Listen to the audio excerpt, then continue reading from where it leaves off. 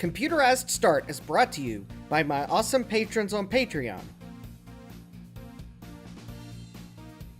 and by your tips and memberships on Ko-fi.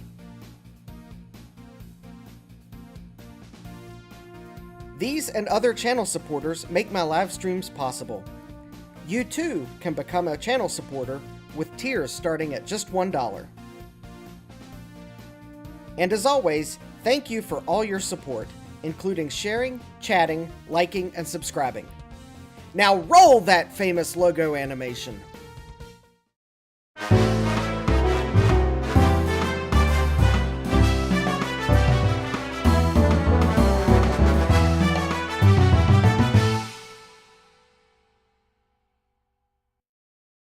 Good evening and welcome back to Computerized Start Live.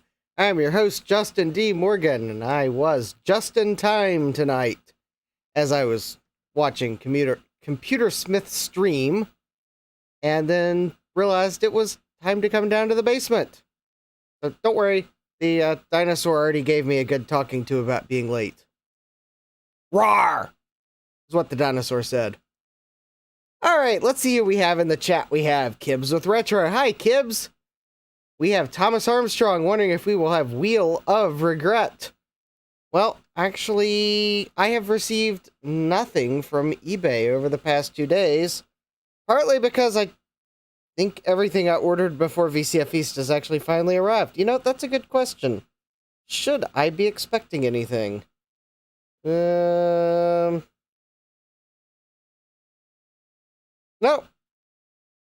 I'm out of Wheel of Regret entries until I buy something on eBay. Except maybe for that one. We'll see when it comes in. Anyways, yeah, I did kind of mention, I've alluded to, I'm changing the format of Wheel of Regrets. And it's going to be more targeted regret purchases. Although, don't worry, I bought something on a different marketplace recently. It may count as Wheel of Regrets. Alright, moving on to who's in the chat. We have Callan. Hi, Callan. We have GeoHam. Hi, GeoCam. Haven't finished the entire part 1 yet. Did we ever learn if the shrink tube fix held up? Oh, that is a good question. I will have to find one of those cables, but the short answer is yes. None of the shrink tubes that I put over those RF modulator power connectors came off. So I would call that a success. We have Gut Bomb. Hi, Jason. We have Jean-Francois Pare. Here for more VCF East goodness. Yes, we have Jesse, I83D6SX. Hi, Jesse. Jesse says, don't make me do a stream. Aha. We have Kibbs with Retro. Hi, Kibbs. I cannot read or talk tonight, apparently. We have SadMac356. Hi, SadMac. And we have Tom Barber. Hi, Tom. Yeep. And let's see here. We have Thomas Armstrong says, I need the shrink tube with the glue in it. Yeah, that would have probably helped too. But anyways, all right. So there's no Wheel of Regrets tonight because I bought 2 things for the channel on eBay. One of which is actually a tool that I guess probably is technically a Wheel of Regrets potential regret, but I just ordered it today. And the other one is I ordered a 3D print from the 3D Yankee Forge on eBay that is technically not for this channel, though. It's for one of my other channels, which actually, if you count how many channels I have and subtract one from the brand channel, then yeah, it's a decoration for the Justin DVD Morgan channel. Yeah. So I guess in reality, I've only bought one thing for eBay, from eBay for this channel, and I'll go ahead and admit what it is, because it is part of the VCF East Debrief. So I think last stream I alluded to, I had a computer fail, an SD card fail, and a potential another computer fail. Well, last night, I came downstairs to try to write DOS bench on this compact flash card, pulled the compact flash card writer out of the box of VCF East stuff. It was working beforehand. Plug it into my Windows computer, and it keeps repeatedly beduping, and I realized that, well, it has bit the dust. So, yeah, the eBay purchase today was for a new compact flash card reader, because I need to be able to do that. Yeah, so, yep. So I guess actually VCF East has 4 casualties now. My compact flash card reader died, so... Yeah. Oh, and the funny thing is, I didn't need the card reader. I didn't use the card reader.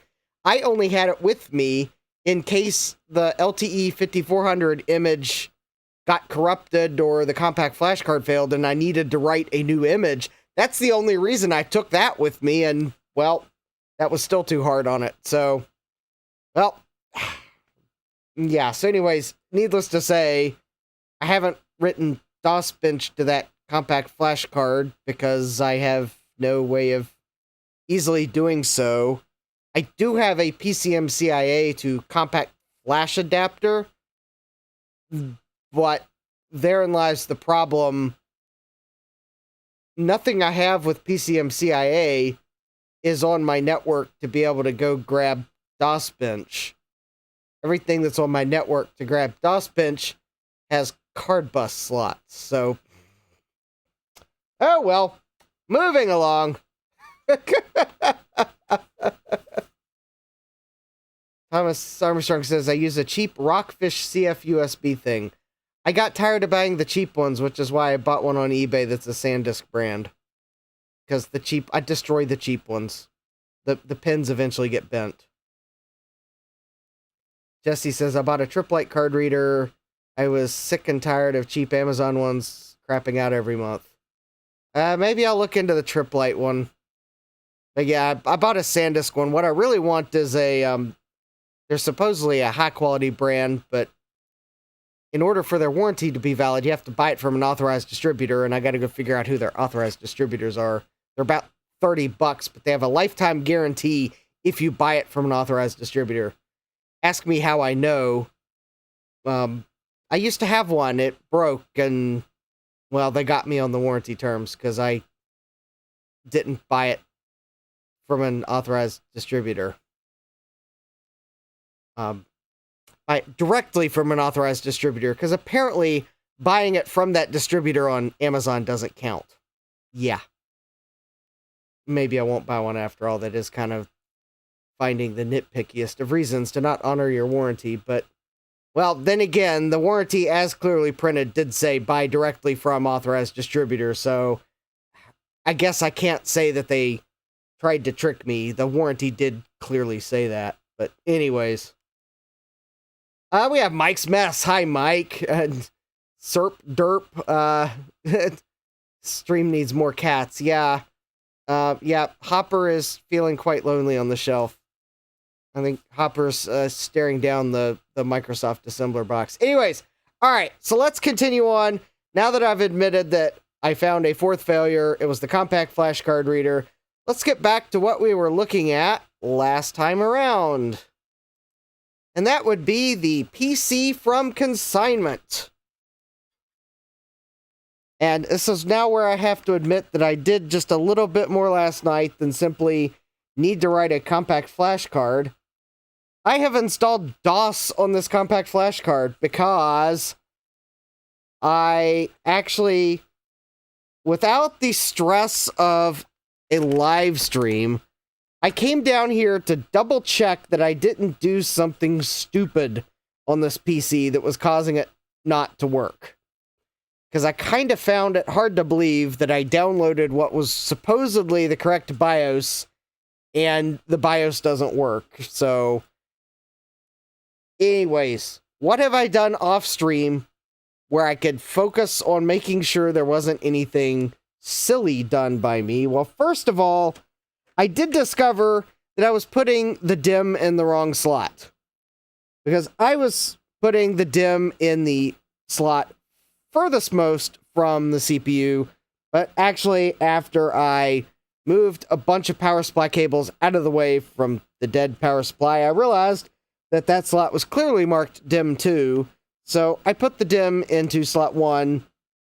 Do not worry, that is not what fixed this, although it certainly could have been a contributing factor. I also, because I think at some point I pulled a 64 megabyte memory module out, I put the 256 one back in, even though it's only being detected as 128. That also didn't fix it right away. Mike's asking, is it borked? Well, I am glad to say, though, that it is not borked. Long story short, it is not borked at the moment. Or at least it wasn't when I went back upstairs yesterday. So then, because I figured you can't see me use the program, my T48 software anyways, because the screen is really too small to share, I came down, I pulled the flash chip, because if you all were watching my stream Tuesday, you probably remember me backing up the original BIOS image. So I pulled the flash chip, I peeled the sticker back enough to see what kind it was, I pulled the backup image off of the floppy image, programmed it back with the TL48, like I've done with other BIOS images. That did not fix it. In fact, it was doing the same thing as with the new BIOS. It was giving weird beep codes when it did decide to post. Yeah. So finally, in a last act of desperation, and this was like the last thing I did, and I was like, okay, well, if it really is that borked, we're going to look at it on stream. I went to the retro web and I downloaded the latest BIOS from the retro web instead of MSI's website. The latest non-Packard Bell BIOS, that is. I wrote that with the T48 programmer, and you will be happy to know now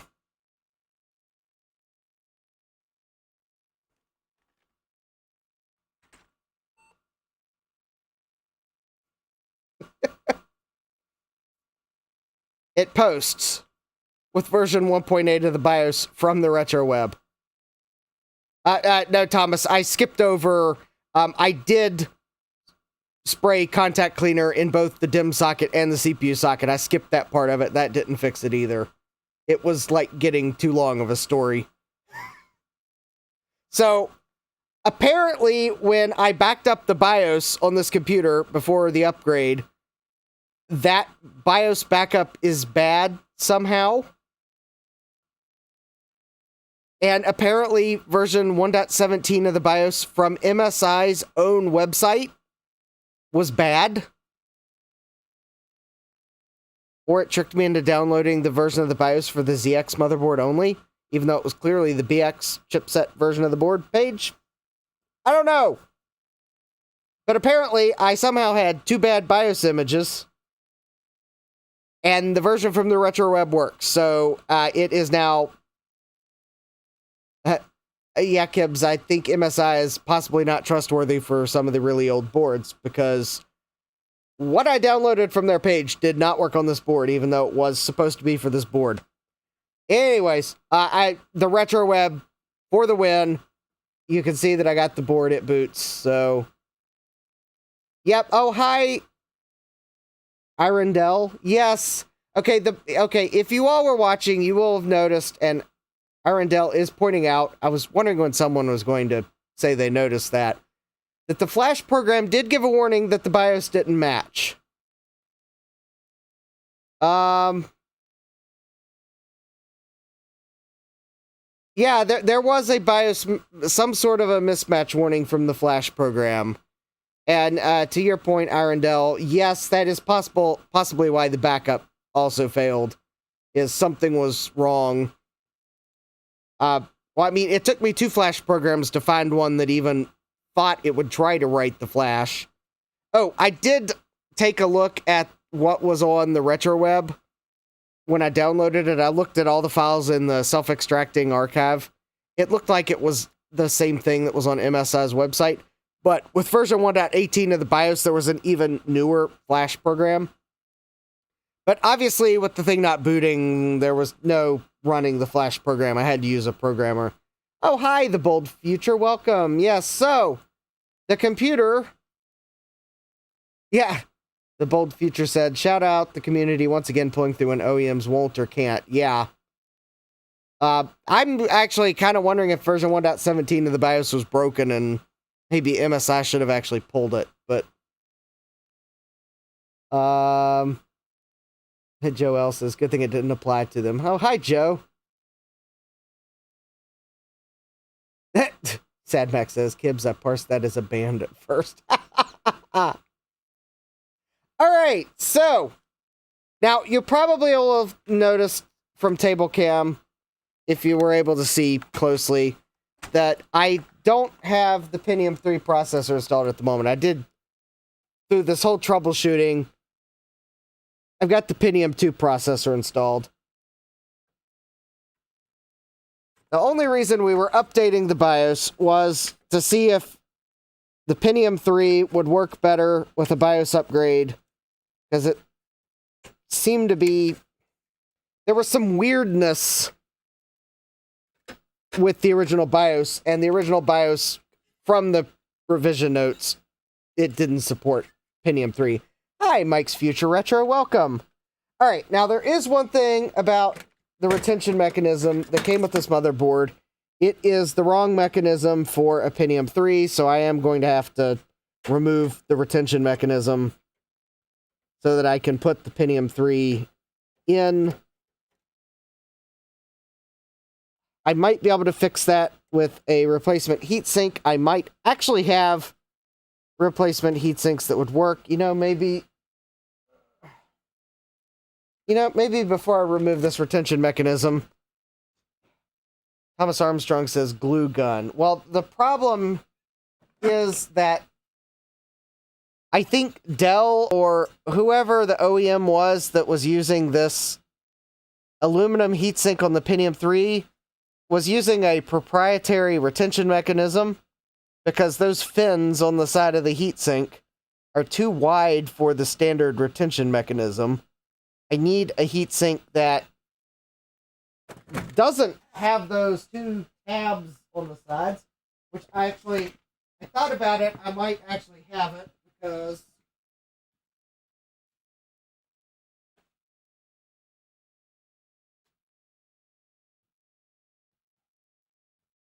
I bought some heat sinks on eBay a couple months ago, and the seller sent me the wrong heat sinks,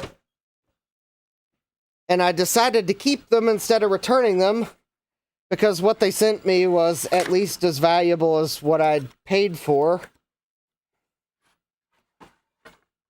And I think these might be... Oh wait, I think these may actually be Pentium 2 heatsinks now that I look at them.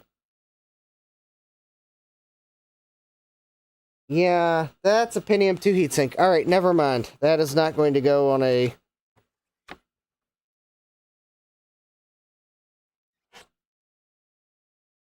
Yeah, that's not going to go on a Pentium 3. Alright.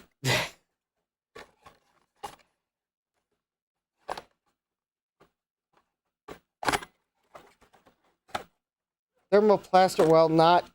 I don't have the proper thing to secure that heatsink, and we are not going to kludge up something at the risk of breaking my Pentium 3 processor. The problem is, the Pentium 3, the heatsink, I think, goes onto the die of the processor on the slot. So I don't really want to, like, kludge it, because I don't want to break the die. So I will, at some point, invest in a couple of the correct retention mechanism. They don't cost that much.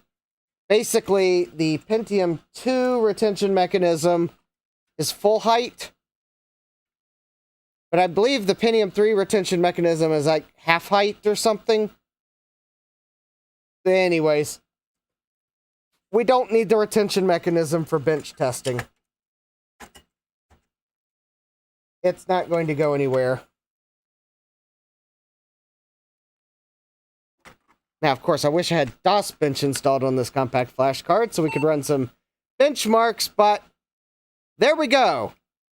Pentium 3 MMX at 500 megahertz. So this motherboard is now correctly identifying the processor as a Pentium 3.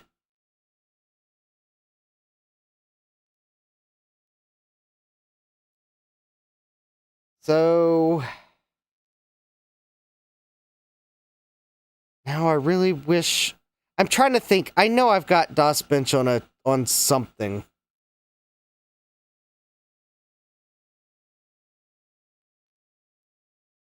Trying to think if there's like another compact flash card I have with it on there that is not like a really weird version of DOS for various reasons. Somewhere I have a well, Thomas, I don't have a way of putting Doom on the compact flash card. Oh, well, okay, that's not entirely true. I could install it from floppy disks. But I want to, well,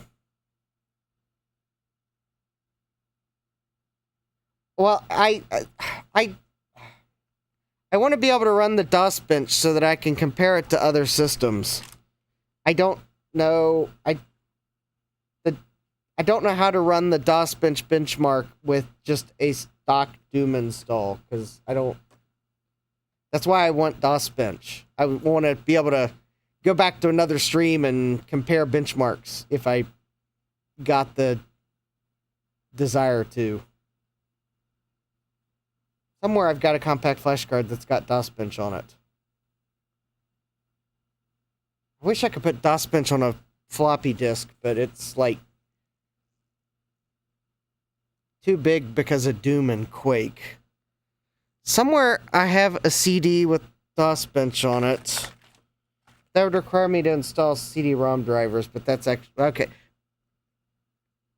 Well, I guess maybe no time's like the present to test the CD-ROM driver. Alright, let me see if I can find my CD that's got DOS bench on it. It should be floating around here somewhere. That's FreeBSD Disk 1. It's probably on my Sunworks.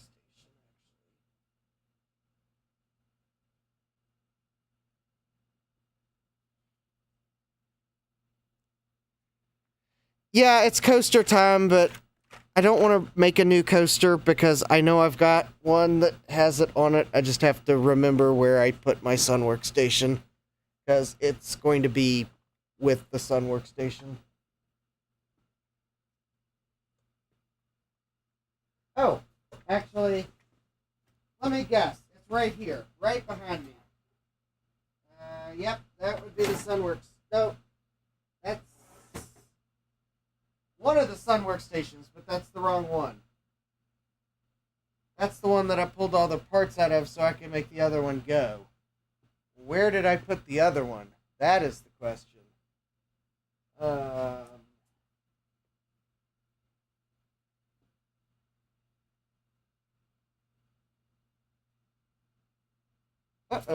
Hold, please. Hold, please, while I try to find the other Sun Workstation.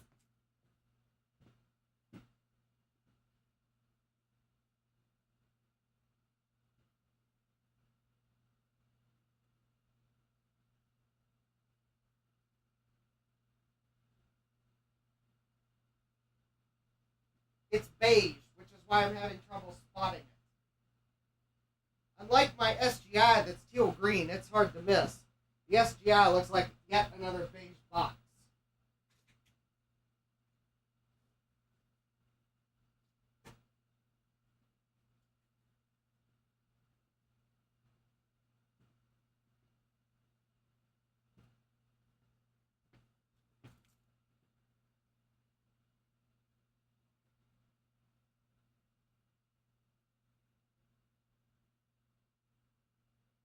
I'm not sure it's not this one because... No, there's no RAM in that one. Okay, so it is not that one. It was there.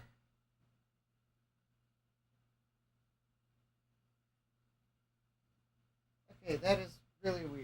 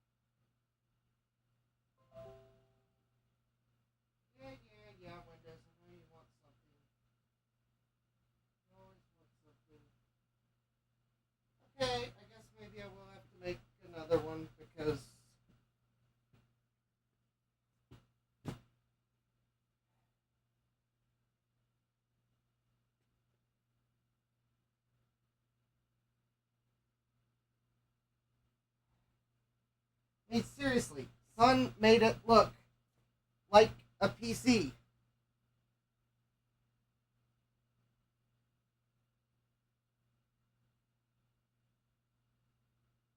There is nothing to make it look different than a PC.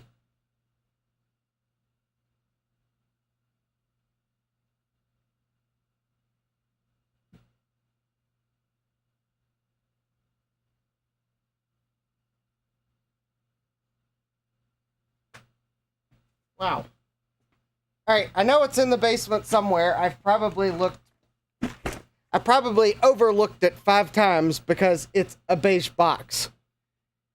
It was in Sun's era where they were trying to make Sun workstations cheaper, and it looks exactly like a PC unless you look closer. Yeah, it's in hiding. It's hiding amongst my beige towers. It's probably embarrassingly...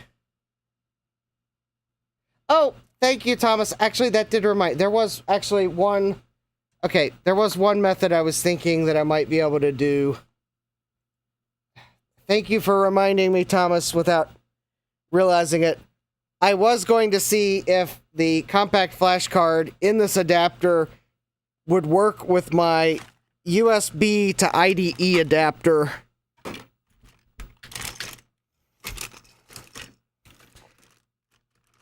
That's right. So maybe I can still copy DOSBench, assuming I can find where that adapter went. Alright, well, there's the floppy drive that fell over. Hold a moment. It's... You know, I'll find the workstation, like, right after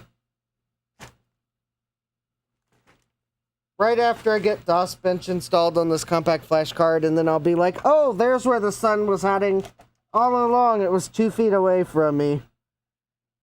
Which, as Grandma would have said, if it was a snake, it would have bitten you. And she would have been right. Alright, well, there's the power adapter for it I need.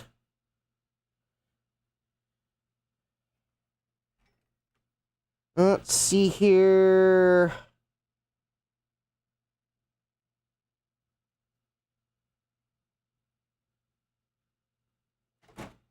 Alright. Hold, please. Oh, there's the adapter. Alright. I found the adapter. Yeah, my StarTech IDE to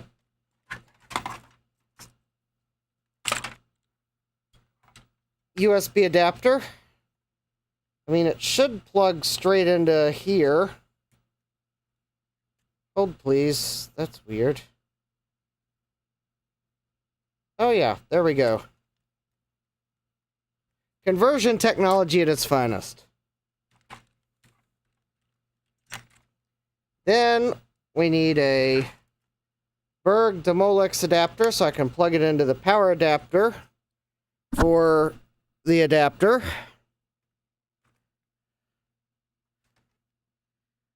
All right.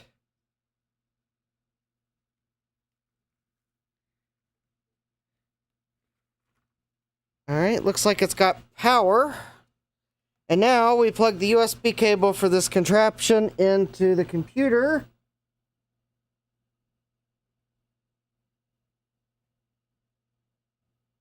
And hopefully it only bedupes once.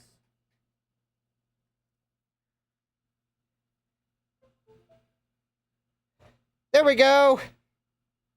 Woohoo! It only beduped once.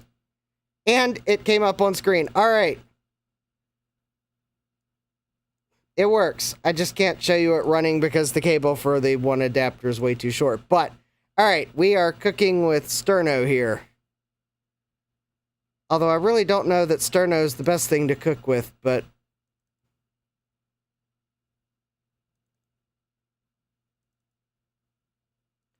Alright. Extract to E.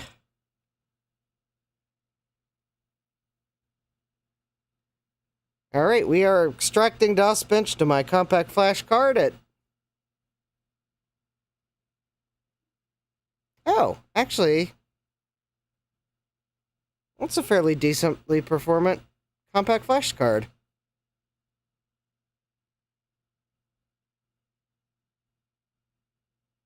It almost hit a megabyte a second. That's actually pretty impressive. I mean, granted, it's a 2 gigabyte industrial card, so I figured it had some performance to it, but... The bold future says, USB to IDE to compact flash. Now that's a chain of adapters dumb enough to work. Lol, yeah. Kib says, we need to run it through serial and a modem.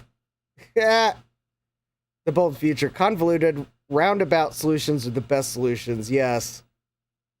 Oh, yes, the bold future. It was a pleasure meeting at VCF, my first time exhibiting at the show, and I'm excited for the next event. Yes, I am excited too, so...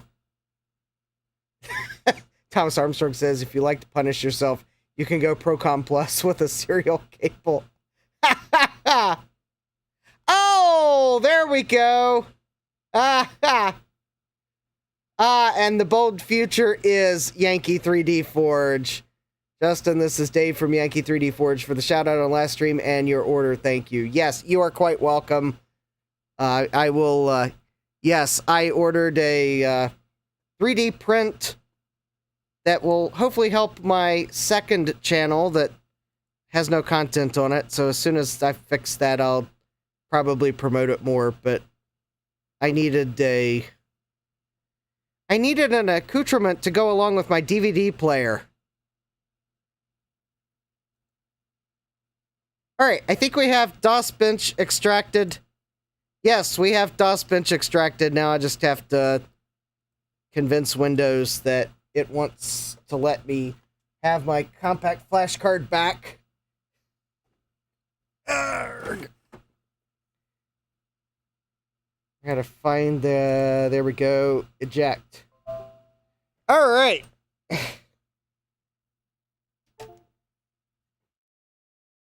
All right, and we were able to eject it, and there we go.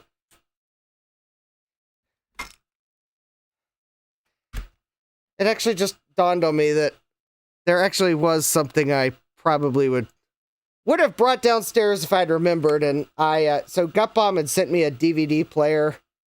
Jean-Francois says, a parallel zip disk might be useful here. Yes, in fact, I have a parallel zip disk. I need to set up like a boot floppy or something with the iOmega guest utilities on it.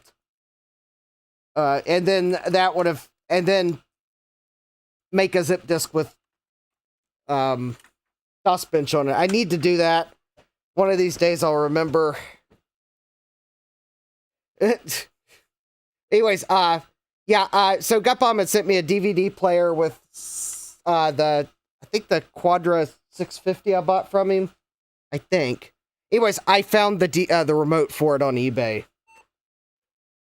I haven't had a chance to test it yet, but I should, so there are a few miscellaneous items I've got upstairs that I have received that haven't made it on Wheel of Regrets. So sometime I'll do a random Wheel of Regrets to test those like random items that are floating around upstairs now at this point. Yeah, one of which is the DVD remote I bought for the DVD player that Gutbomb sent me, because as I was telling Gutbomb, if I'm going to be reviewing it, I need the DVD remote.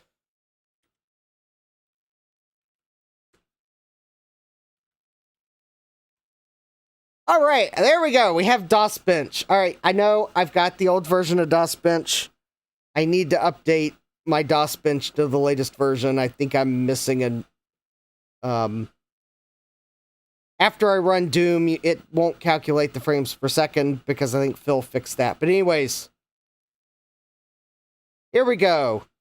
So this is going to be Doom on a Pentium 3 500 with the built-in like ATI Rage Pro Turbo graphics. 4 or 8 megabytes of VRAM, I don't know which. 2134 game ticks and 629 real ticks. Not bad at all. All right, we will go through the benchmark suite here.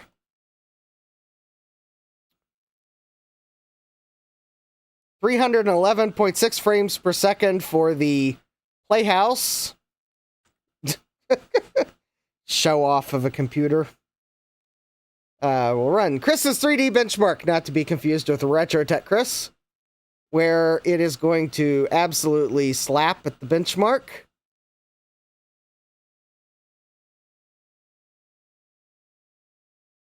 This machine is like, all right, let's get done with this for more fun benchmarks. 64.5 frames per second. All right, that's not bad.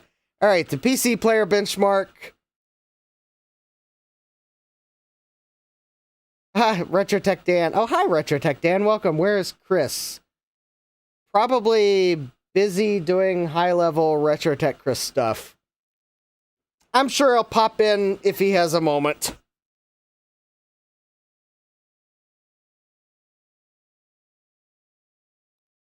$35.0 player bench score. All right, that's actually pretty good. All right, so let's go ahead and we will run the full suite of Quake benchmarks. So I am starting with the 320 by 200 because I think this computer will run all three resolutions.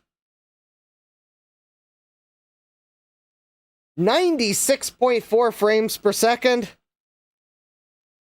Nice. All right, so we will now run 360 by 480. And that is definitely looking like 360 by 480. Jesse says, Earth? Yeah, Chris is on Earth, yes.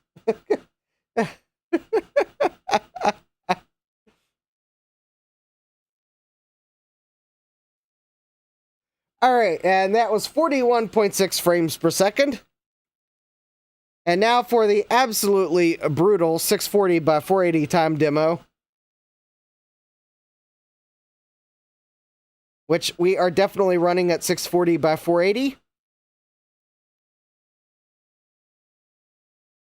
I'm thinking this is probably going to be somewhere around 30 frames per second, is my guess. But it looks like you could totally play Quake at 640 by 480 on this machine. I would hope so. Yeah, this is looking like it's going to be a playable frame rate.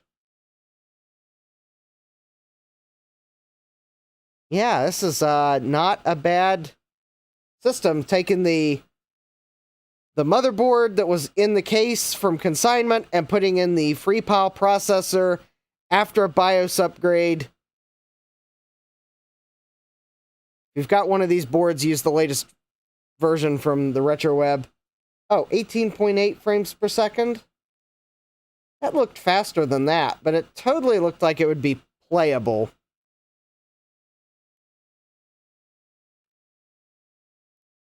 I could probably play at that frame rate. Oh, and speak of the Chris, we have RetroTech Chris. Hello, Chris. All right, so let's see here. Guess we'll run landmark system speed. Oh, wait, no, this is the... Okay, that benchmark's not useful on a machine this fast. All right. Speed sys is the one I wanted. All right.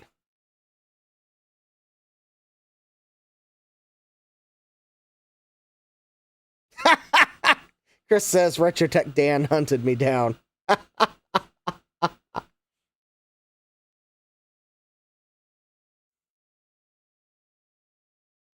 Well, Chris, you'll be happy to know that despite my best attempts to brick this machine at the end of the stream Tuesday, I got it back up and running.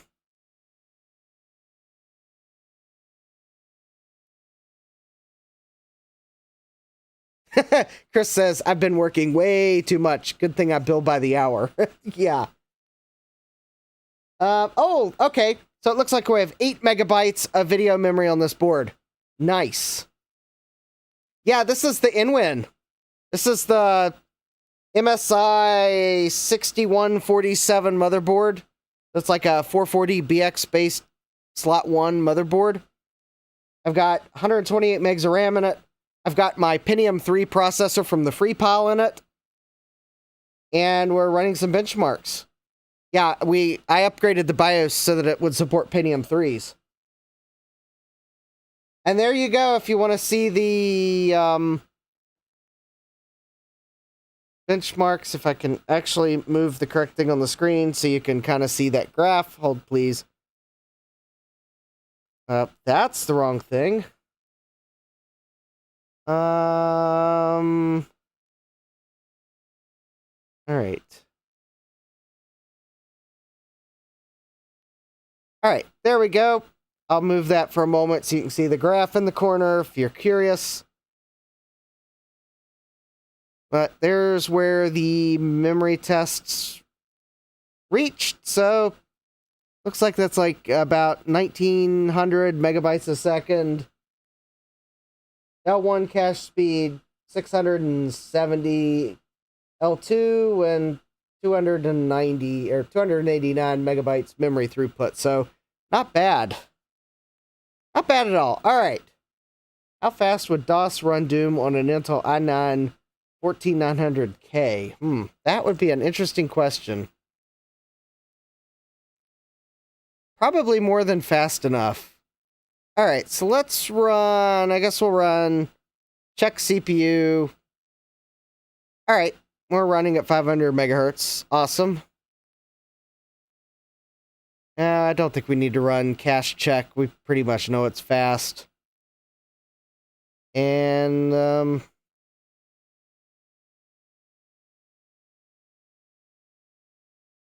yeah.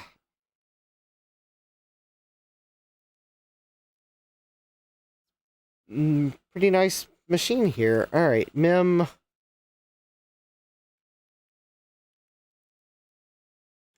All right, let's, we'll do express setup. We don't need EMS. I'm gonna run MemMaker. See how much free... Oh, enter to continue. Yeah. Kim says that CPU has enough cache to have Doom and DOS installed in it and still have spare. Oh yeah, on the i9 14900K. Yeah, you could pretty much run those from cache. That is true. The only problem with that CPU is I don't know what DOS you could boot on it because it'd probably have to be free DOS. Because I think with that platform, I don't know that it supports booting standard ROMs. Because some of the newer motherboards, they've removed the compatibility support modules, so you have to boot UEFI. Although maybe there's ways around it that I haven't looked into, but... system does appear to be working properly. Ah, there we go. Would have about 633K of conventional memory, I think. Yeah, we'll save those changes. SadMax says, I think FreeDOS would be your best bet.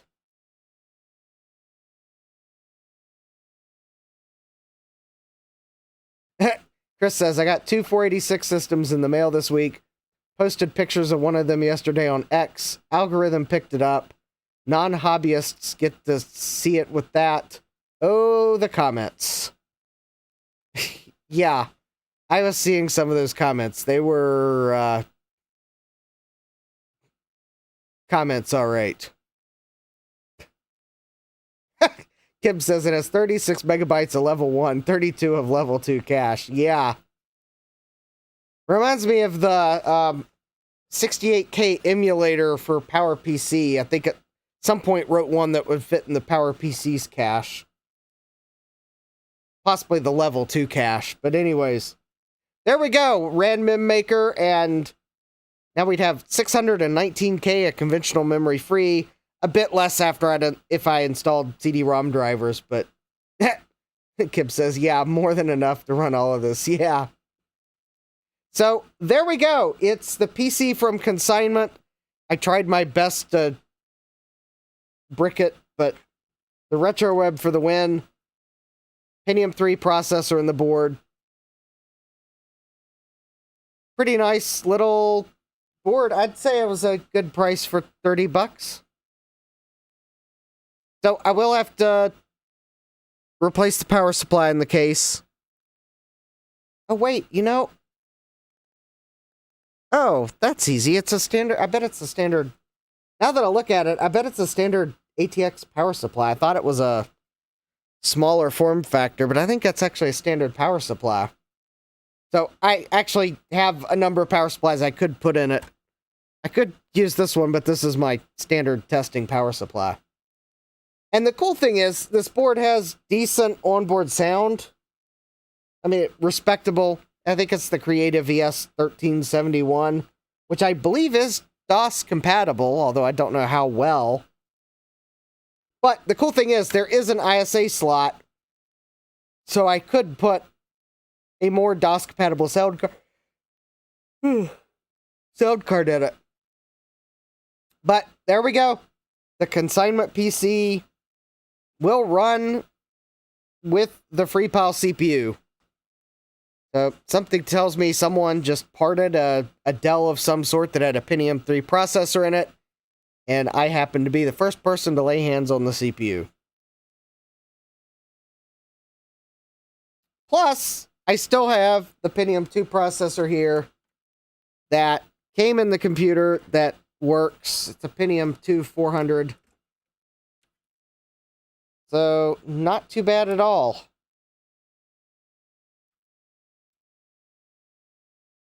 So, yeah. All right, now I can't say that I won't necessarily keep this motherboard in this case, because I do have to admit, before knowing what was in here, I had the idea of putting I've got another motherboard that would feel right at home in here,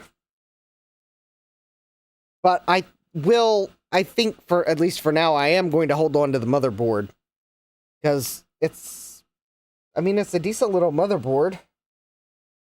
I mean, who knows? I mean, maybe I may keep this board in here after all and shuffle a motherboard out of a different case. Because actually, it's just kind of a little useful system as I look at it. 1 ISA, 3 PCI. So it doesn't have an AGP slot, but that is Rage Pro Turbo graphics. And they did seem to be running well enough with DOS. It works with Pentium 3 processors. Actually, trying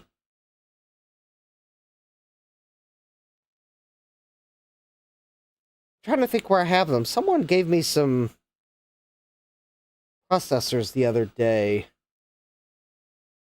I was thinking there were some Pentium 3s in with them. Let me go take a quick peek at my slot 1 CPU stash. See if I see those CPUs in it. I'm wondering if we could maybe make this even faster. But let me go see what I got. Oh,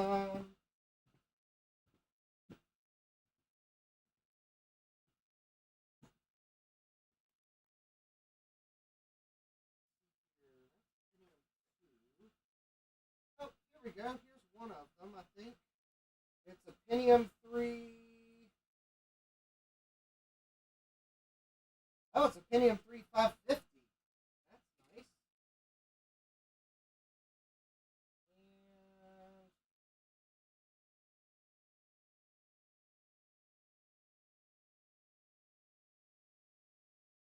oh, these are them. All right.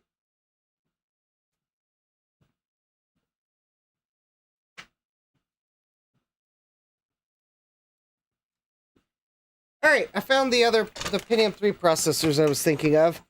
I want to say, for some reason, that these might have been in some processors that Sloopy Malibu gave me. So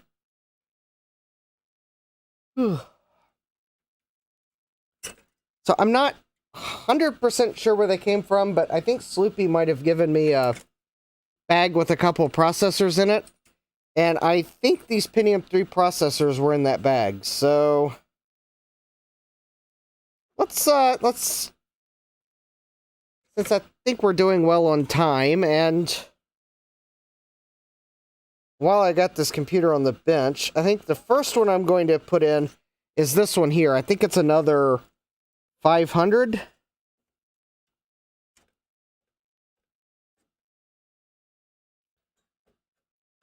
It is in a heatsink style that might actually work with the retention bracket for this motherboard. Or maybe there's a conflict? That's weird.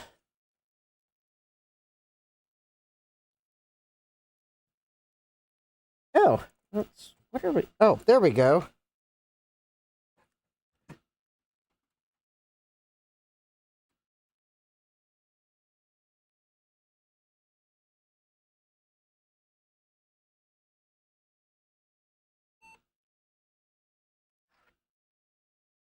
We'll run a benchmark to make sure the CPU is running. Okay, so this is another Pentium 3 500. We'll run a benchmark to confirm operation. Then we'll try this other one that actually has a heatsink on it, and I bet it will fit the stock retention bracket for this motherboard, so it may be the one I leave in here, because if it works, because it's a 550. Oh yeah, and it actually fits the retention bracket. Nice. Alright, we'll give it a try. If it works, we'll leave the 550 in it, and if it doesn't work, we'll pull the heatsink off of it and put it on one of the 500s. Alright. And we will run Quake, because that's the most demanding benchmark.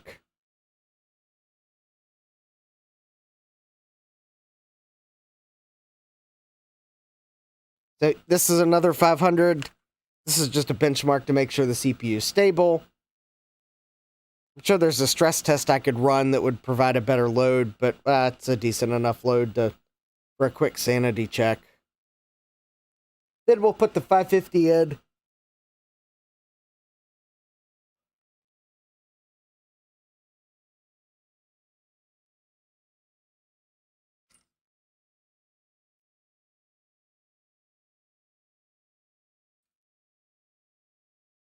Yeah, I'm just looking at this heatsink. Alright, at least I kind of now that I pulled this heatsink out, I know what style to look for on eBay. Alright, so it was 18.8 frames per second with this second 500 processor I have. So it looks like it is working the same as the first one, so I'd say it's probably fine. So, alright. Cool. So I have two 500s. All right. Guess that could be handy. Or whenever I get around to going through my CPUs, I may have CPUs to pass along.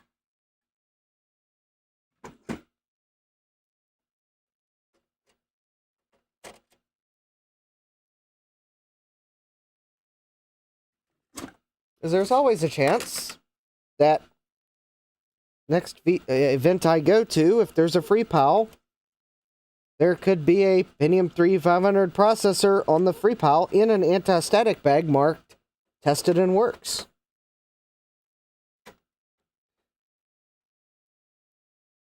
Or I could find a whole bunch of the same Pentium slot 1 motherboards and build a whole bunch of... Oh, you can't see what I'm doing. I'm putting the retention bracket back in because I think this heatsink will fit it.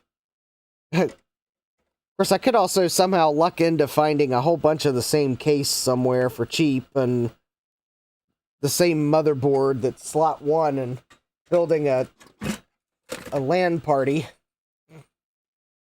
of identical machines so that no one can say, hey, their computer's faster than mine. They're cheating. It's overclocked. Nope, they're all the same. I set them all up. Lock the BIOS with the password so you can't cheat that way by tweaking the overclock settings. They're all the same.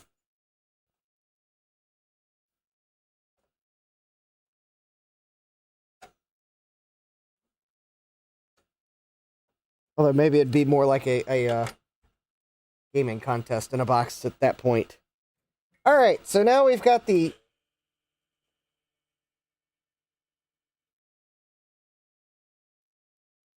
Okay, so that Pentium 3 fan needs a little bit of lubrication. There we go. This is that 550 processor that I think I got it in a bag of processors Sloopy gave me. Kib says, I would love to visit you all at a VCF. Oh, yeah.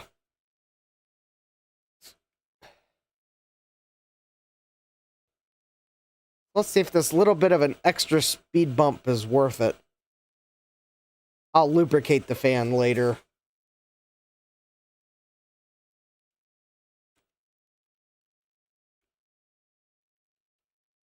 Alright, so let's see if we even notice a difference. It is, after all, only a whole whopping 50 megahertz fast. 321! Yep, that's faster. Alright, Chris's 3D benchmark. Obviously not Retrotech Chris's 3D benchmark, because it would be a spinning LTE laptop on the screen.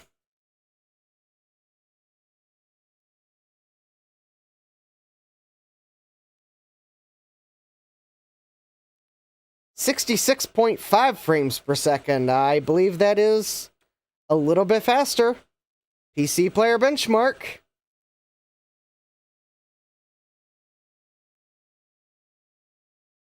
Actually, I'm noticing one thing about this video card. It's not causing graphical corruption in PC player benchmark.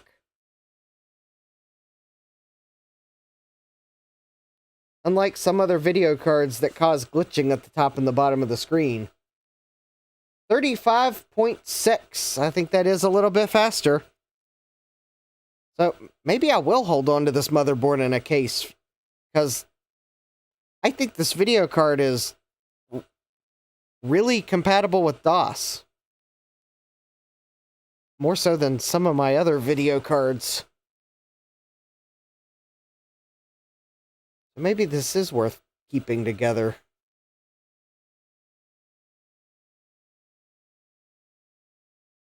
.623 real ticks. I think that might be just a hair faster. Alright, we'll go straight to the 640 by 480 demo. So maybe this will be enough to get us up to maybe 19.2. Yeah. Extra 50 megahertz for an extra, like, half a frame per second or so. 19.3.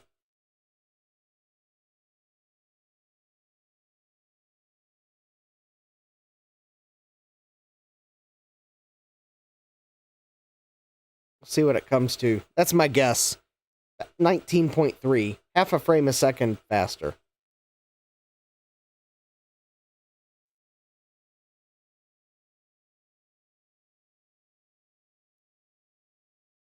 Nope, only 19.2 frames a second faster. Well, hey, it's a little faster.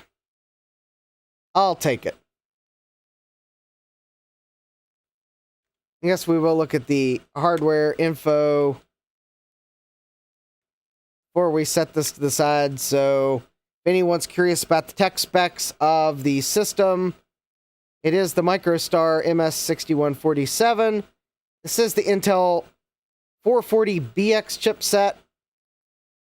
Otherwise, the caches are standard on a Pentium 3. And Kib says it's not, and it's not yet overclocked. Yeah, we'll Overclocking will save to a later date, but at least for the it works, we'll stick with this. And let's see here. Word BIOS. Yeah, let's see here. What's the...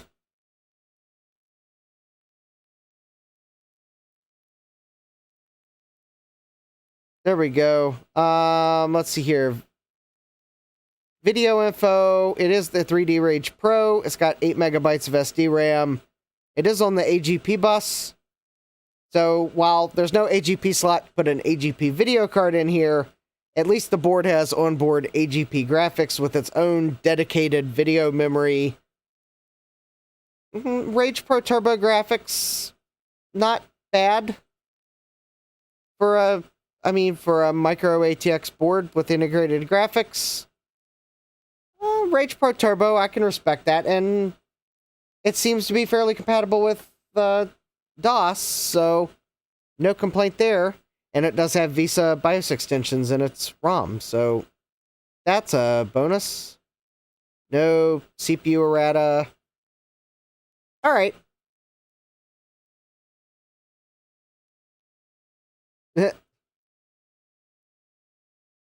Yeah, hardware info can say weird things because the problem is I have EMM386 is running, so hardware info has trouble seeing certain things with a memory manager running. If I'd restart DOS and not load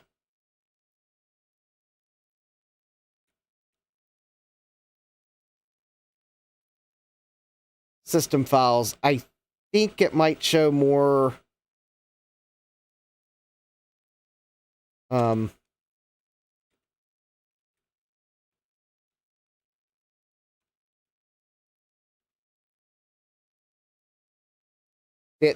you don't get the error on startup, but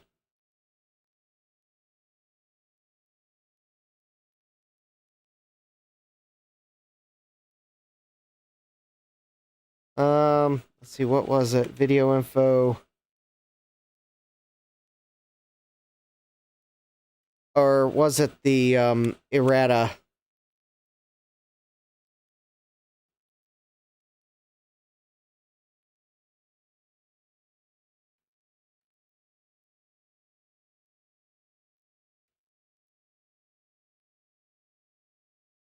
Oh no, now you see my processor number.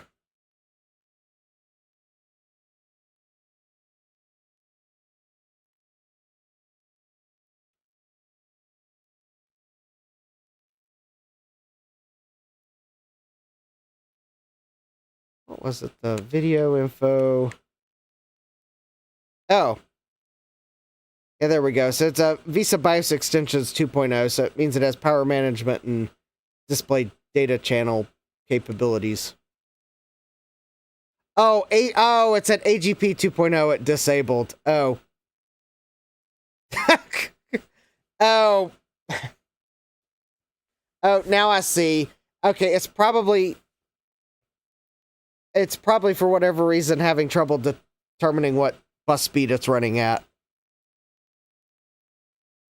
In fact, actually, the problem could be that since there's no graphics running, the graphics chip might be running at a downclocked rate. I don't know if cards that old did it, but sometimes they did.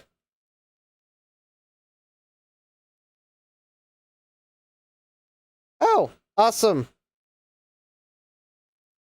Just got a message from a marketplace seller that I bought some stuff from Facebook Marketplace for a change. All right. So anyways, I would say the consignment PC was definitely a good bargain for $30.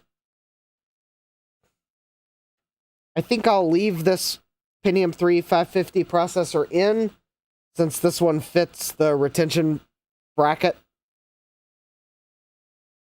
And there's a fan on it, although I will lubricate the fan at some point, and I will at some point try to find a better memory module than this one, because it only sees half of it because it's too big of a memory module.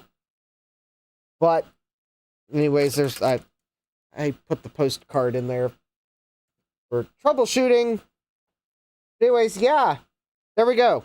It works great. $30, great bargain. And I think that was really... yeah, I think that wraps it up for this computer. So I think now the next thing is let's go to the failures that I had, or possible failures. Now, Thomas, before we get to the 2SI, which I don't remember if I have the cap kit for. I got to place an order with Console 5. Oh, maybe... no, oh, wait. I wanted to wrap up with the VCF stuff before I go onto another computer. Let's see how long that takes before I commit to a computer. I do need to pull my power supply out. Alright, so I had some failures at VCF East. One of the failures was I had a VIC-20 fail. I took a VIC-20. It was part of my table. It failed. But we won't be taking a look at that tonight because I needed the room in my car and I had Chris put it on the free pile. So hopefully someone has a VIC-20 for the price of what I think is probably a fairly easy fix. So, normally I would have brought it back with me and tried to troubleshoot it myself, but I was quite honestly afraid that I'd bought just enough at consignment. I was going to have trouble fitting things back in my car.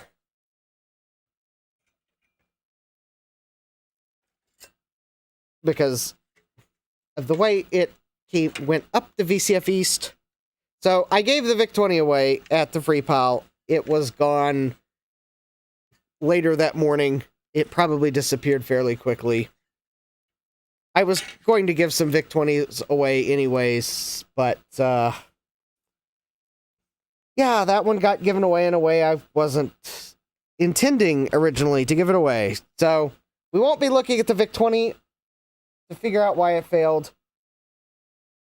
But someone else will. I just don't know who they are. So we will look at the other failures. Okay, and we're not going to look at the compact flash card reader that failed. I just bought one on eBay to replace it. That could be a regret, but, well, there's... Retrotech Dan says, oh man, those are fun to fix. Kibbs says the PSU killed all the chips inside.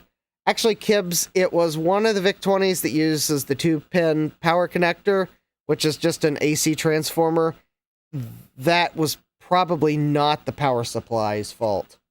I think the basic ROM failed.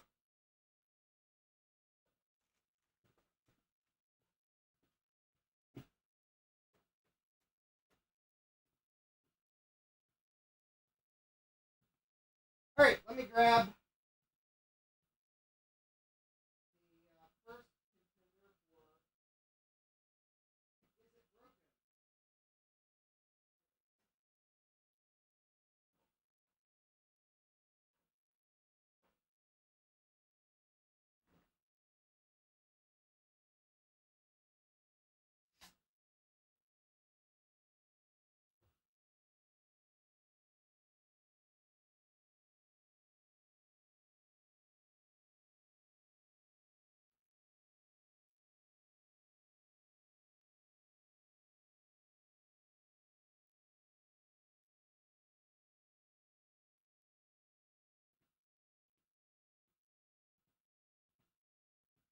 All right. I think my, so that my VIC-20 didn't feel alone in failing, there could be something wrong with my C64 as well.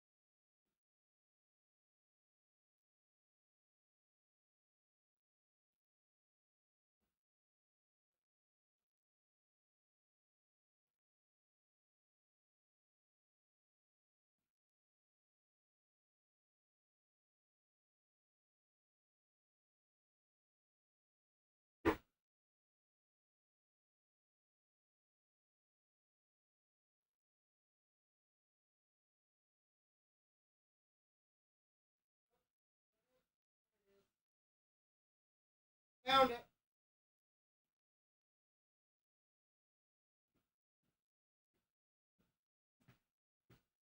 Alright, I was having trouble finding the last piece.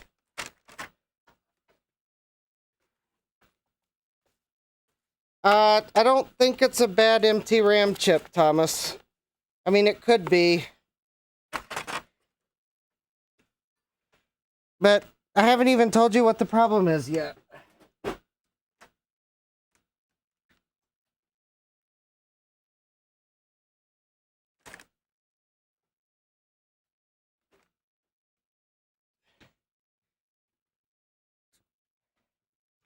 Well, I hope it's not a PLA.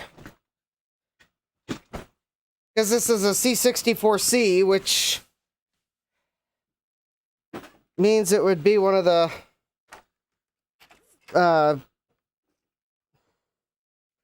what, 48 pin PLA? It's the, I think the C64C has a different PLA than the standard ones because it's cost reduced system. Anyways, I haven't.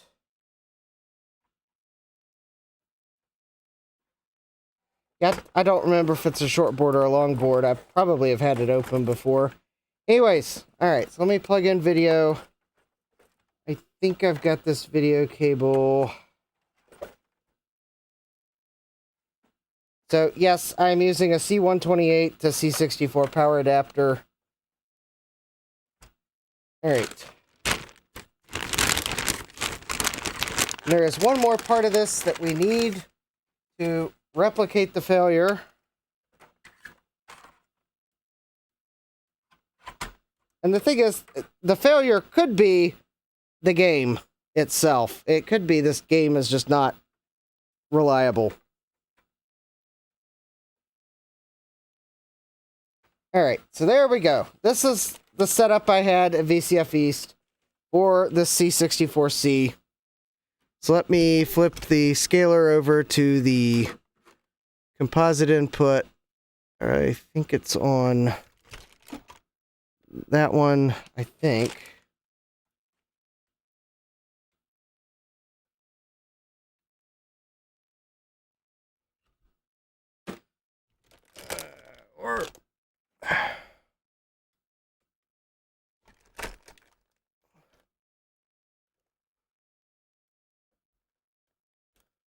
Oh, that's the wrong. Oh, that's the wrong button. That's why we're seeing nothing. Either that one or that one. Or, oh, or.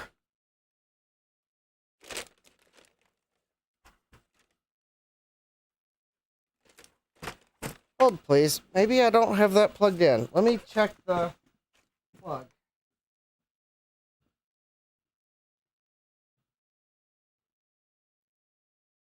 Problem when I have cords that go out of view. No, that should be in composite video 1.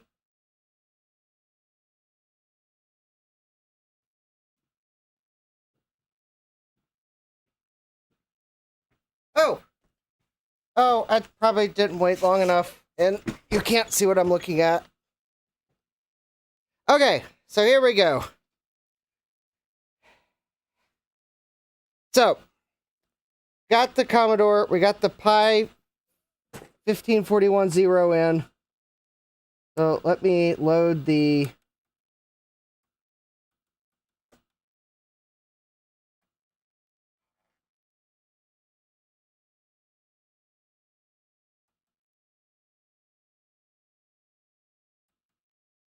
okay, so I got the game loaded. So load. Please don't make fun of me the way I'm loading this because I don't know how you use the fast loader. I tried to find instructions and, well, the manual said to do it that way. So, alright, so I just loaded that. Run. So anyways, rags to riches. Loading time approximately 4 minutes. So it does appear as if it's maybe loading it. Alright, so this time around, it looks like it's actually running the game. Maybe?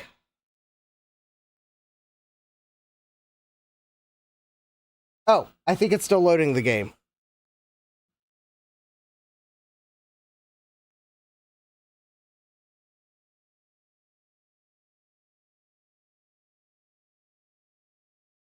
So, alright.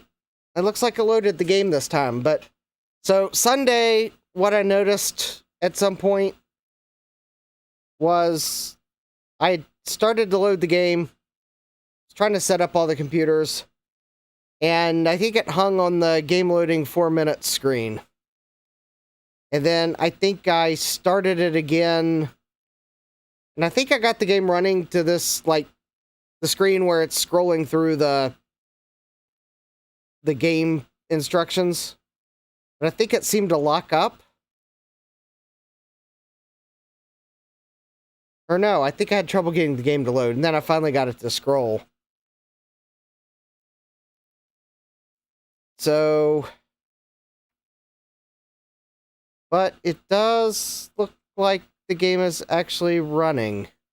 And I have no idea how you play it.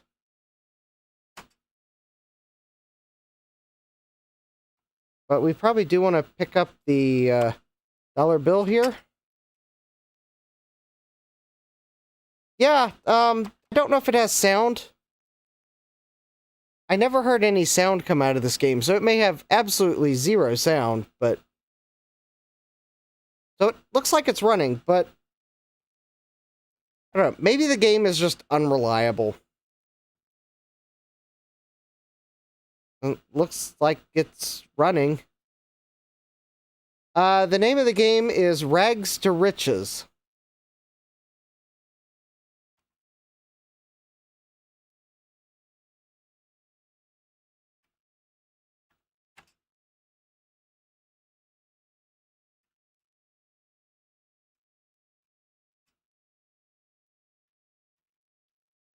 I'm wondering if this game requires a joystick or something. I don't know. Anyways, I was going to run the diagnostic cartridge on this C64 and just make sure that it passes that, and then if it does, then Mike says, "Oh, cool! Looks like something I would play." Yeah, it was it was the game my sister-in-law remembers playing all the time on her C64 growing up. So that's why it's the game I had running for VCF East, for lack of other suggestions.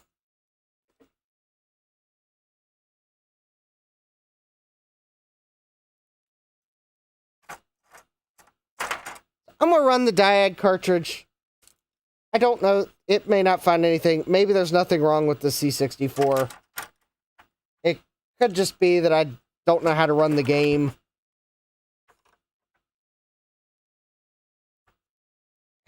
It could be the archive floppy image for the game. I mean,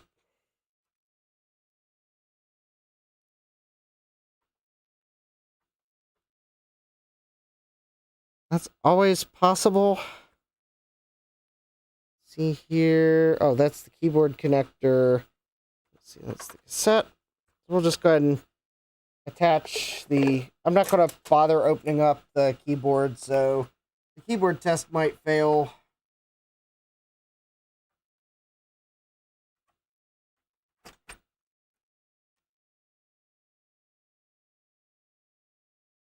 And I'm going to see if I can find a adapter I have sitting somewhere to run the sound into something so we can hear the SID test. I'll do that while it runs other tests. I think I have a coupler sitting over here.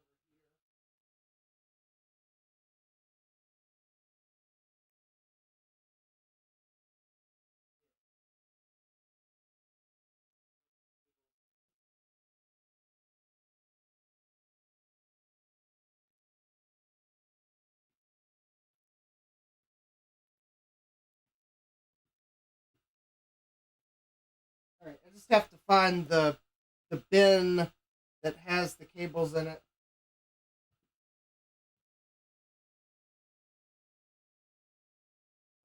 last week I had the coupler in my hands, and then as I was paring down everything I had sitting on the table to what was strictly necessary for VCF East, I moved the bin.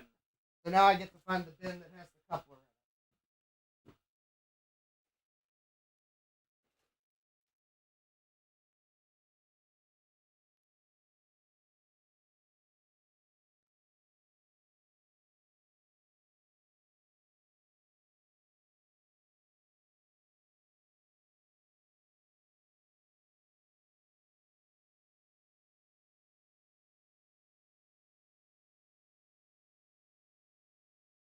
It should be downstairs still. I don't think I put it upstairs, but I did move it out of the way though.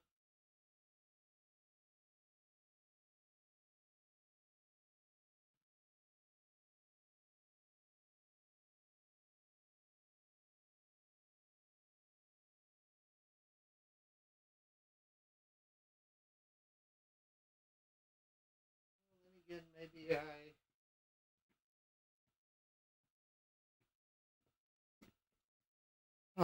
maybe I did put it somewhere strange.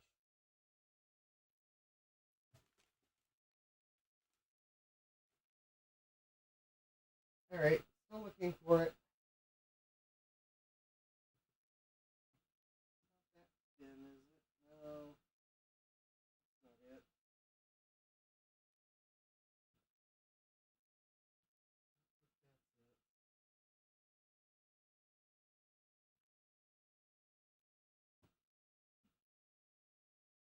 Maybe it's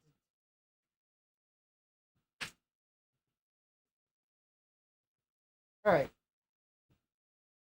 Just continue to hold while that cycles a couple times. Oh, there's the bin.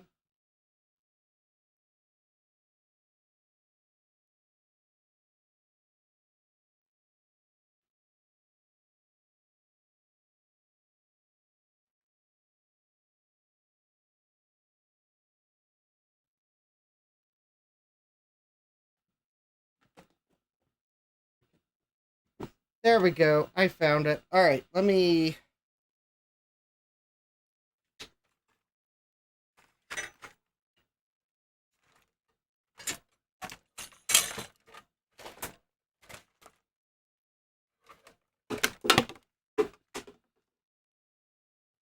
Oh, that's not the right cable.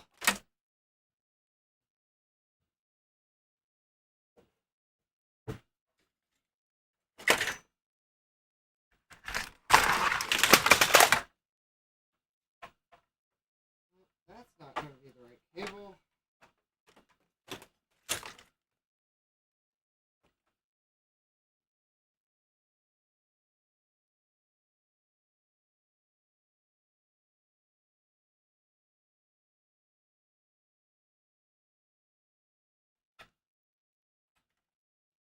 There we go.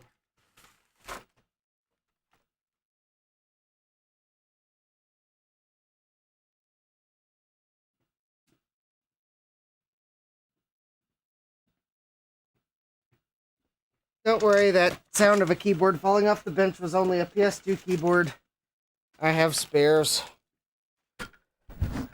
Although it probably survived.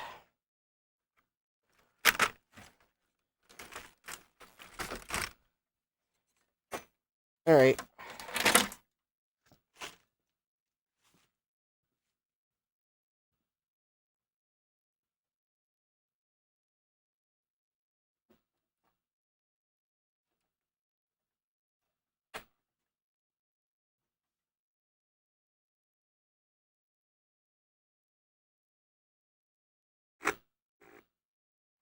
Oh, that TV was on. Alright.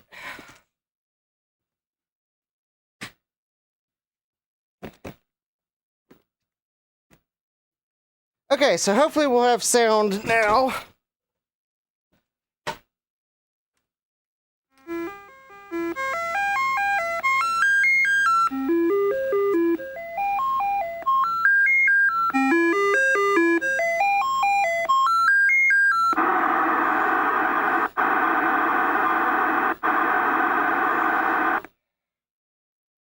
right, Mike says next time run some of those demo scene demos. I don't have any of them.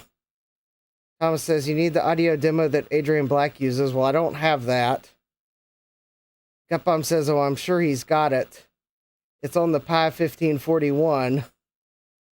Someone will have to clue me in as to which one it is on the Pi 1541, because when I set it up, it had like three goblins something or other built in, and that was it. Thomas Armstrong says, something is off with the sound, me think. Well, let me let it go through again.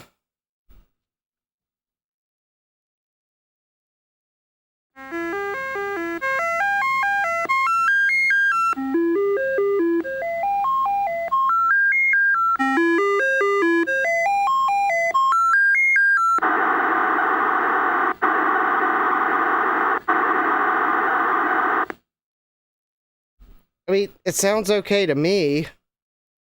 I mean, seriously, I don't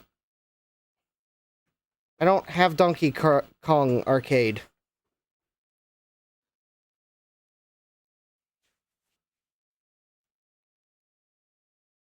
Just because I have a C64 doesn't mean I know all these things that other YouTubers run and keep to themselves.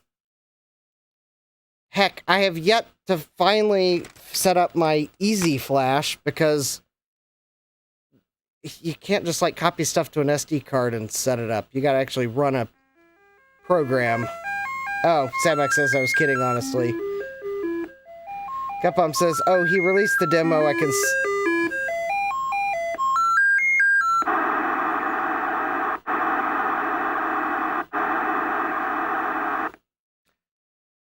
honestly, it seems like the C64 is working. I think the only failures were because I don't have the keyboard loop back plugged in. Oh, well, Gutbomb, I might run his demo, but I'm not necessarily going to run his demo because, well, it's the demo for his channel. Then again, though, it is useful for testing in other scenarios because you can compare the capture from one of his videos with what it outputs, so I guess it's still useful.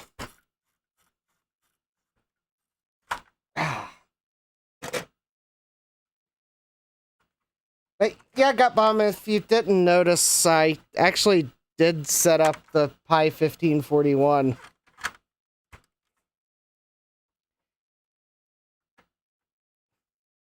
It has a whopping one game of my choosing on it, plus whatever was on the image.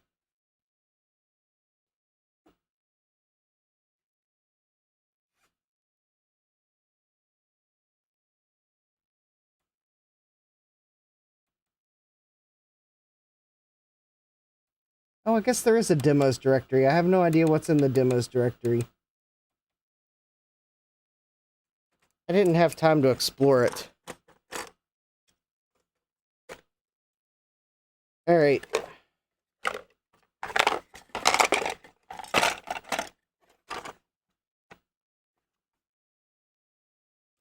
Okay. Let's see if maybe now that I've got a speaker plugged in. Oh, hi Christian, welcome. Yeah, I'm testing things that either failed or I thought might have failed at VCF East. And I was having some trouble with my C64, so I was trying to give it a test. So it does pass the diagnostics cart. Let's see if the game loads this time. I was having trouble getting the game to consistently load. But it looks like it's loading.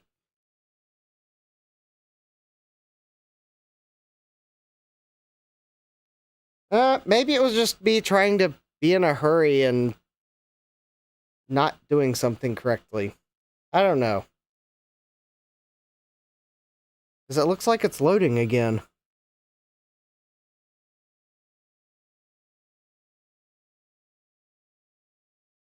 Here we go. There's the... So we're going through the splash screens here. I think it's still loading.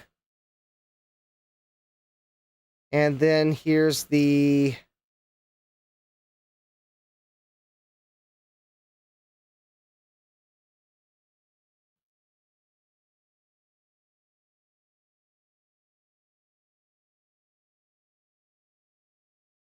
Alright, is there like T for text that might tell me how to play the game?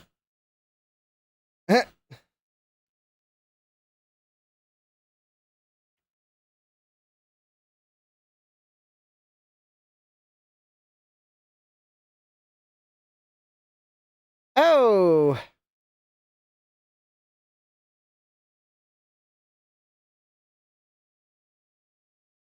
Oh, I do need a joystick. Alright, well I guess we get to test a joystick from consignment.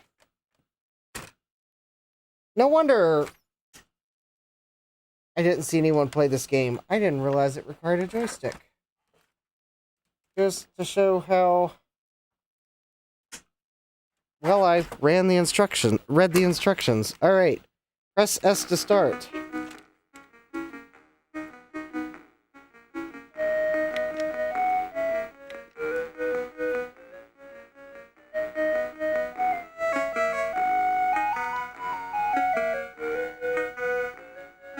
Oh, thanks, Scott Bomb.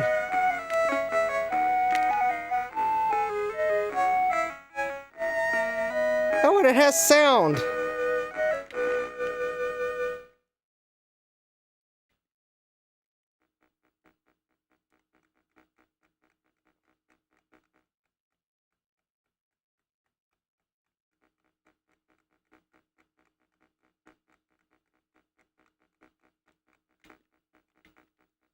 Ooh.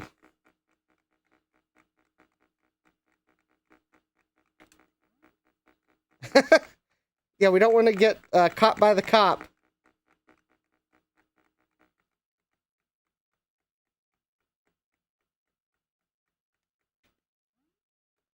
Oh. Oh, that must be money there, too.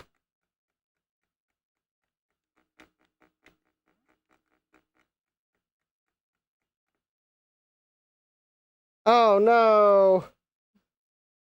Our meters ran out.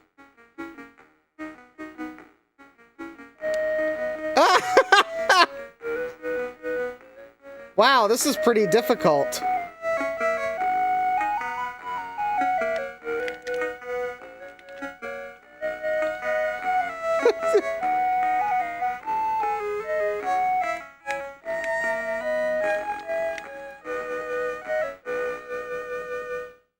Hey, Tim, welcome. We have Vborg.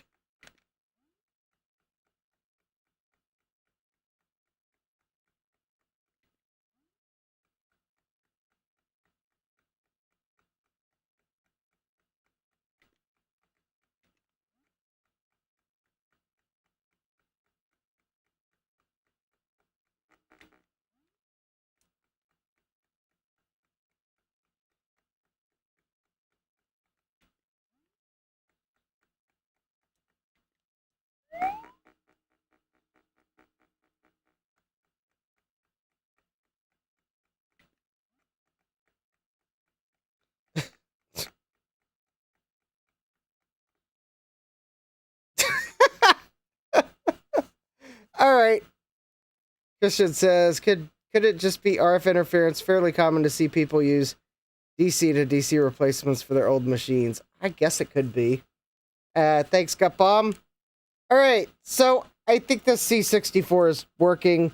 Also, the Archer joystick I bought from consignment totally works, which is awesome. So let's try the other joystick that I bought from consignment. Not that I'm any good at this game. Christian says, what a wild game. Yeah.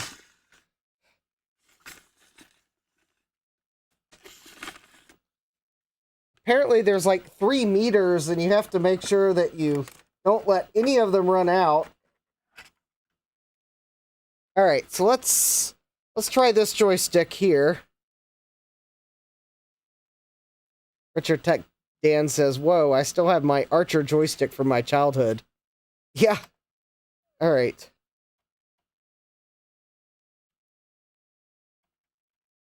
Oh, interesting.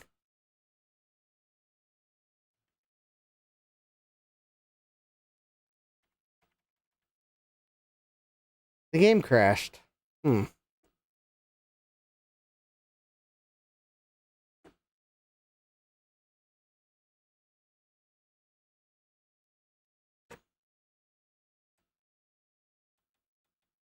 I mean, it totally could be the game that's the problem.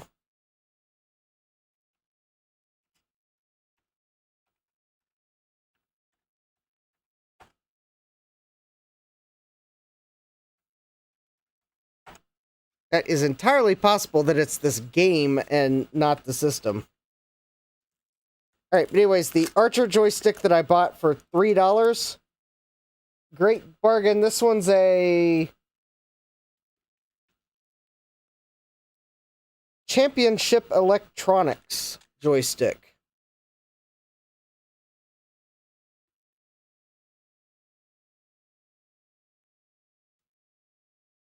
This one might be a little easier to play that game with because the button is actually on the stick and not separate, so maybe I'll find it easier to stop and pick things up.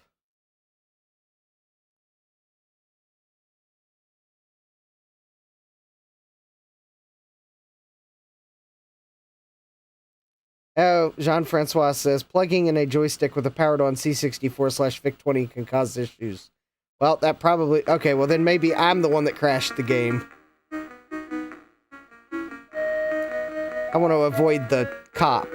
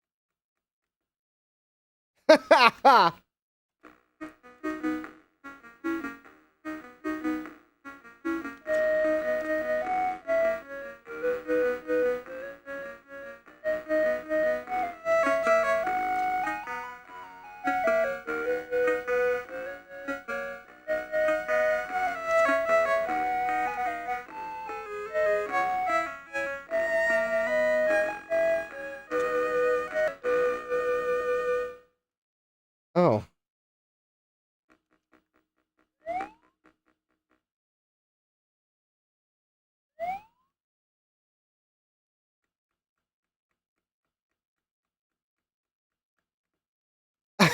Wow.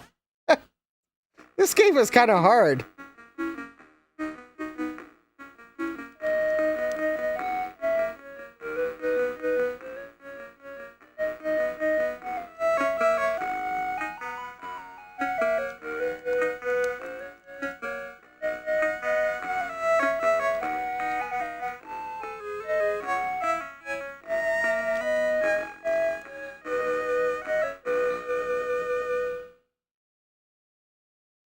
We can't stop at the soup kitchen because it's not 11 o'clock yet.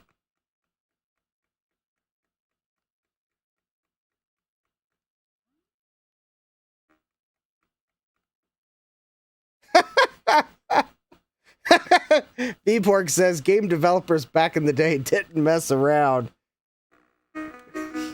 No, they did not. They did not mess around at all.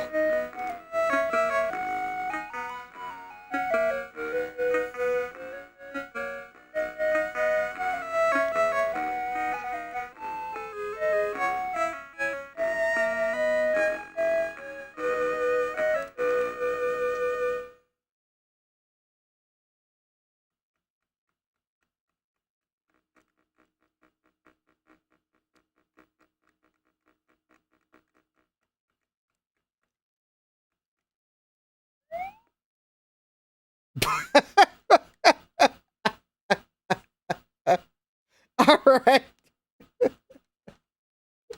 Okay, so wow. Yeah. Sadback says rip. Yeah, RIP. Okay. So I think my Commodore 64 is working correctly.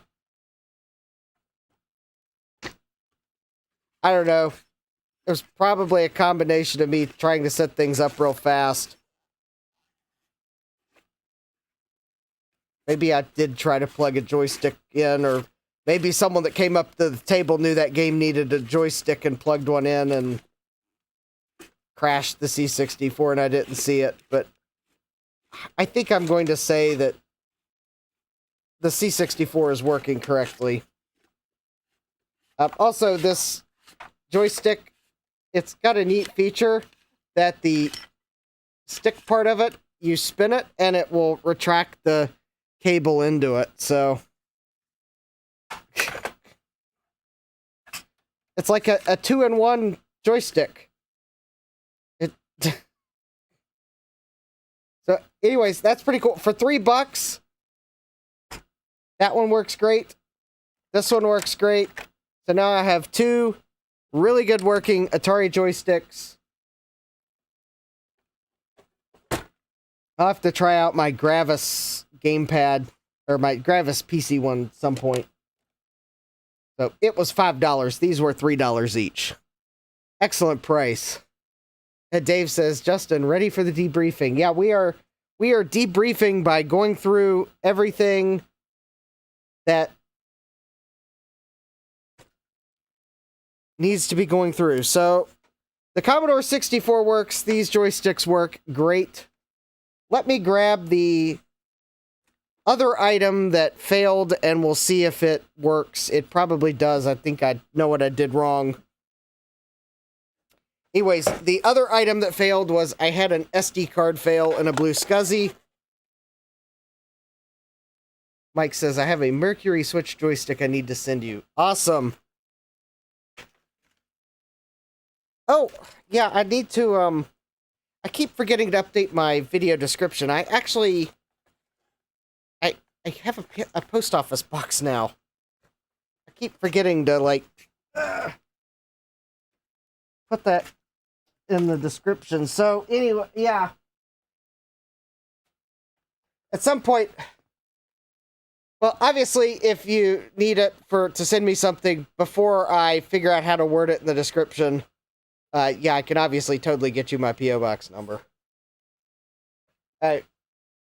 Also, it would be good for, if you want to do a sticker swap, you can let me know. Self-addressed stamped envelopes do help in expediting sticker swap requests.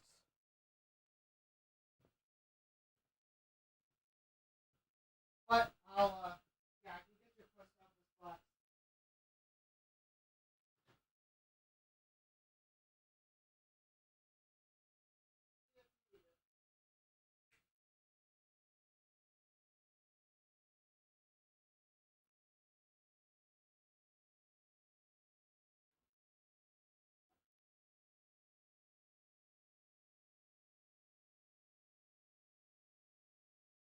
Oh, I should probably display.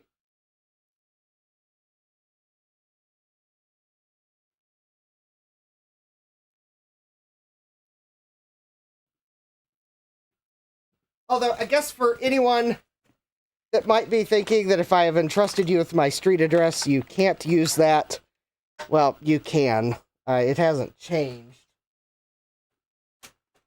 I just wanted another option that I could give away without giving away my street address to everyone in the world. So, obviously, if you have my street address, it is still valid. It's just, now it gives me options for how to tell people to ship me stuff. Although, as always, I do request that you at least let me know you're sending me something so that I am not shocked by random packages that show up. I do request the courtesy.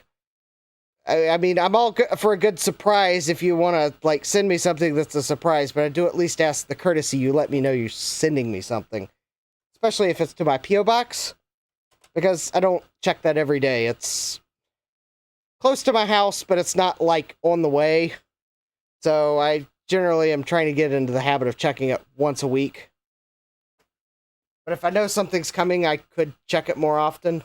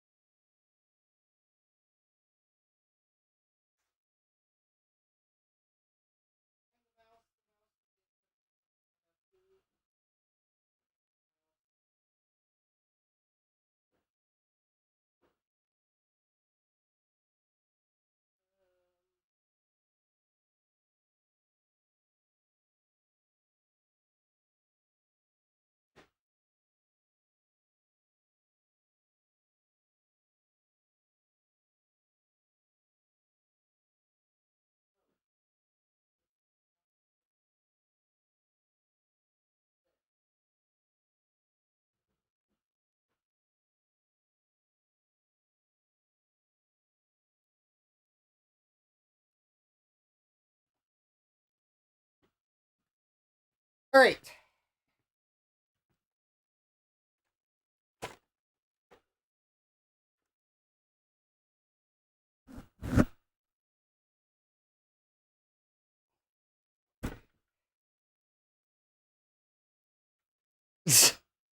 um, do not send me spring-loaded glitter. Do not send me spring-loaded butterflies. That is not my thought of a surprise. Surprises that I would actually probably appreciate would be, I don't know, a cool VIC-20 game cartridge. That would be a cool surprise. Something that doesn't involve me having to clean up my house for the rest of eternity. Yeah, I know, Christian. Christian says, telling people what not to do will usually backfire. Yeah. Oh, thank you, Jesse. Jesse's, all right, Mike says, tick, tick, tick. Why is this box ticking? Thomas Armstrong says, Core Data 2000. Big surprise. Oh, yeah, Mike's Future Retro is telling Dave he did a great job on my Mac Plus. Yeah, my Mac Plus was on display. This is the one Dave restored the case. I couldn't think of any other Mac Plus I wanted to exhibit.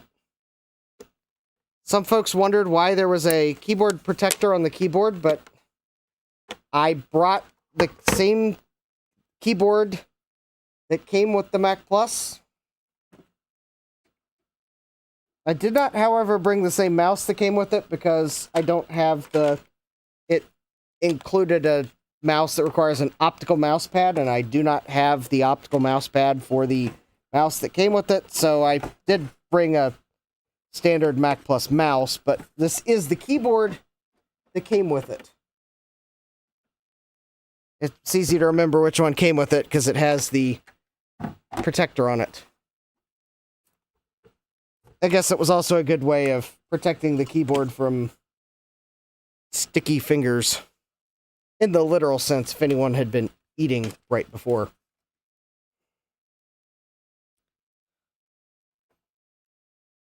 So. Oh yeah, and I guess while I plug this in, my, I don't remember if I mentioned it last time, but so I had my premium buttons out, pay what you want. Oh yeah, I think I did mention this last stream. And I made a whopping $12 on name your own price buttons. So I don't know how many buttons that was because I didn't really count how many I had before I went to be able to count how many I had left after. That would have taken more dedication than the big bad biologist counting capacitors in a Erlenmeyer flask.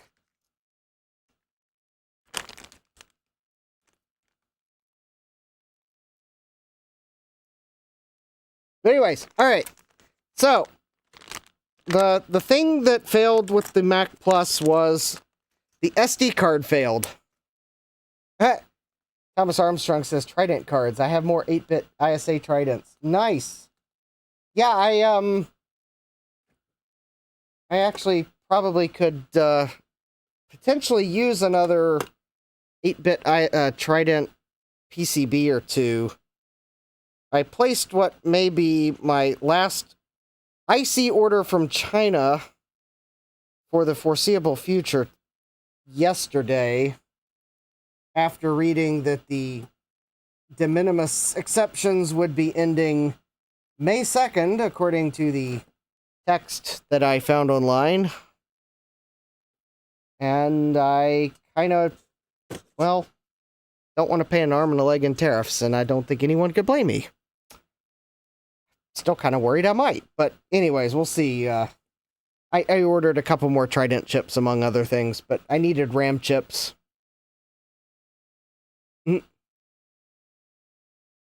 Mike says, Justin at work the next day with glitter glow. Thomas says, oh, I think we can still get them cheap here. Yeah. But I had to order some RAM chips and SRAM chips, so yeah, the current events be current eventing, so Gutbomb says, the tariffs are assessed the day the parts hit American soil. Well, they should arrive on American soil before May 2nd, because I ordered enough chips that I got DHL shipping, so if what I found is correct, don't quote me on it, I'm not an expert, but the de minimis exception ends May 2nd, and my order is under the previous de minimis exception, so I think the order should hopefully skate on through. Christian says, YouTube is weird again, zapped my message and sent an empty one. Been a while since it's done that. But anyways, yeah, I did order a couple Trident chips so I can make a few more of those 8-bit cards. I ordered some 68882s, some SAA 1099s, and some various DRAMs and SRAMs. So it was about $400 in parts, almost exactly $400. I was kind of almost offended that it rounded to like $400 and like 27.32 cents. Like, work with me. Just make it 400.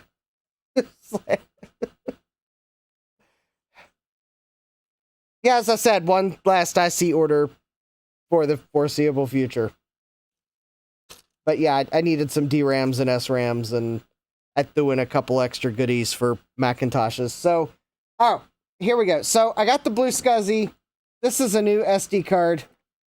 Mike says, I ordered a bunch of AliExpress yesterday. Hope my stuff gets here in time. I hope so too. All right, the one thing, I set this new card up on Sunday. In the rush of things, I forgot to do one simple thing to it. So let me see if I can find my SD card reader.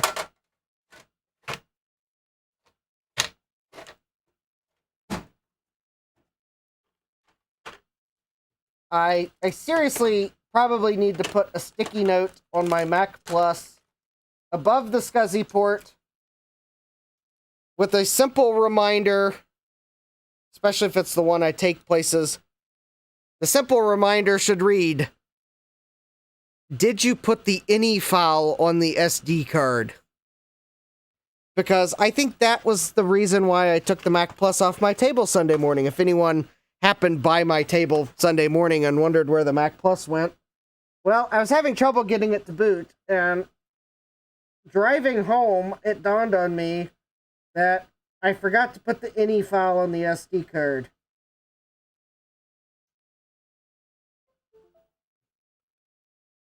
Because I would love to be able to tell the Pittsburgh Mac Classic that... Oh. Whoop, that's not the right SD card. Alright, we can eject that. Hold please while I dig the correct SD card out of the bag, because that one's not it. That SD card has no image on it. Alright, let's try again.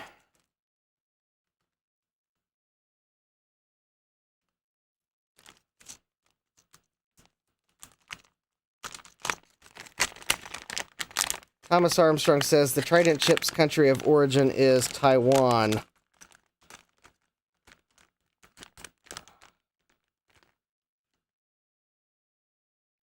Yeah, that's kind of the other part of the tariffs. I don't know how it's going to work. Does it have to do with... I mean, I know if it's coming from China, it probably gets tariffs, but if it comes from another country, but the country of origin is China, yeah, that's like one of those questions I don't want to have to ask, but...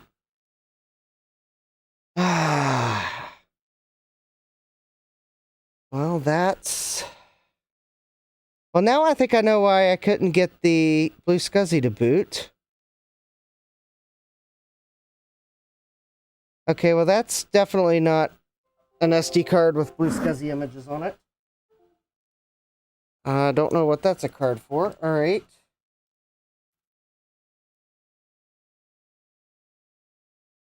Let me check this other card again.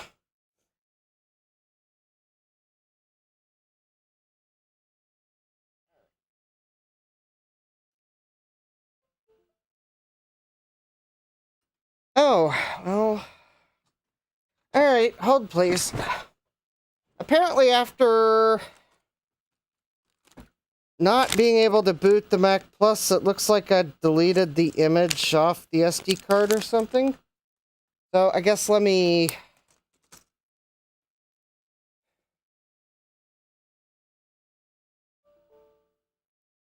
Alright. Cancel. Alright, let's try this. Oh. Thomas Armstrong says, oh, Trident made in Quebec. Interesting. Yeah, I know, well, anyways. Well, I guess as the tariff situation is dynamically updated, we will all get to learn together. So, hopefully I will get my chips and it will be drama-free and... Do I want to update? No, I do not particularly want to update right now. Software, I'm formatting the SD card. We're going to call this blue. We'll just call it blue. There we go. Quick format.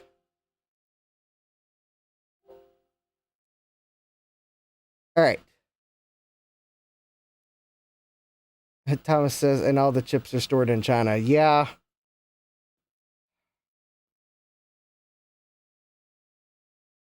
Well, hopefully I'll get my ICs and then I'll have parts for the foreseeable future for repairs.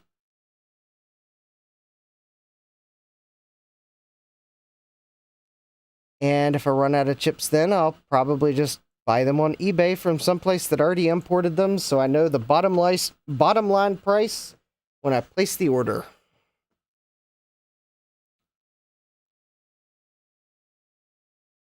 Although UT Source did say they're stocking some chips in the US, so there's always a possibility that next time I need chips, maybe they might already be in the US. They'll have already been imported, and then I can just buy them knowing the bottom line price when I click checkout.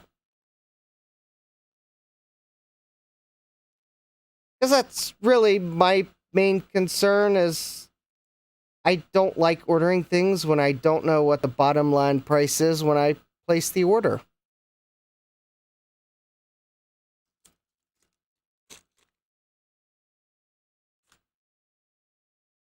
Even if tariffs were like 0.01%, there's still that, well, how much exactly will it be when I get it? Because the thing is, depending on how you're getting it shipped, inevitably they have a brokerage fee too for brokering the customs, so there's also that cost that you don't know until they send you the bill, at least the first time. Oh, hey, we got a, oh, thank you! Someone sent me a tip on coffee, and I removed the gold meter because, yeah, at the moment I'm kind of in between coffee goals. So thank you. I don't know who sent it or how much, but the important thing is you sent it. Thank you very much. That's why the goal meter disappeared. After the VCF East goal, I just kind of decided I was not going to set a specific goal for a while. Oh, thank you, Dave. Thank you. Much appreciated. It'll help cover some of the... thank you, Dave. I'd have figured it out when I saw what coffee told me, but yeah, thank you, Dave, for the channel... the channel supporter tier tip. Thank you. I got more SD cards. Yes, I am probably going to need to order more SD cards, apparently. Yeah.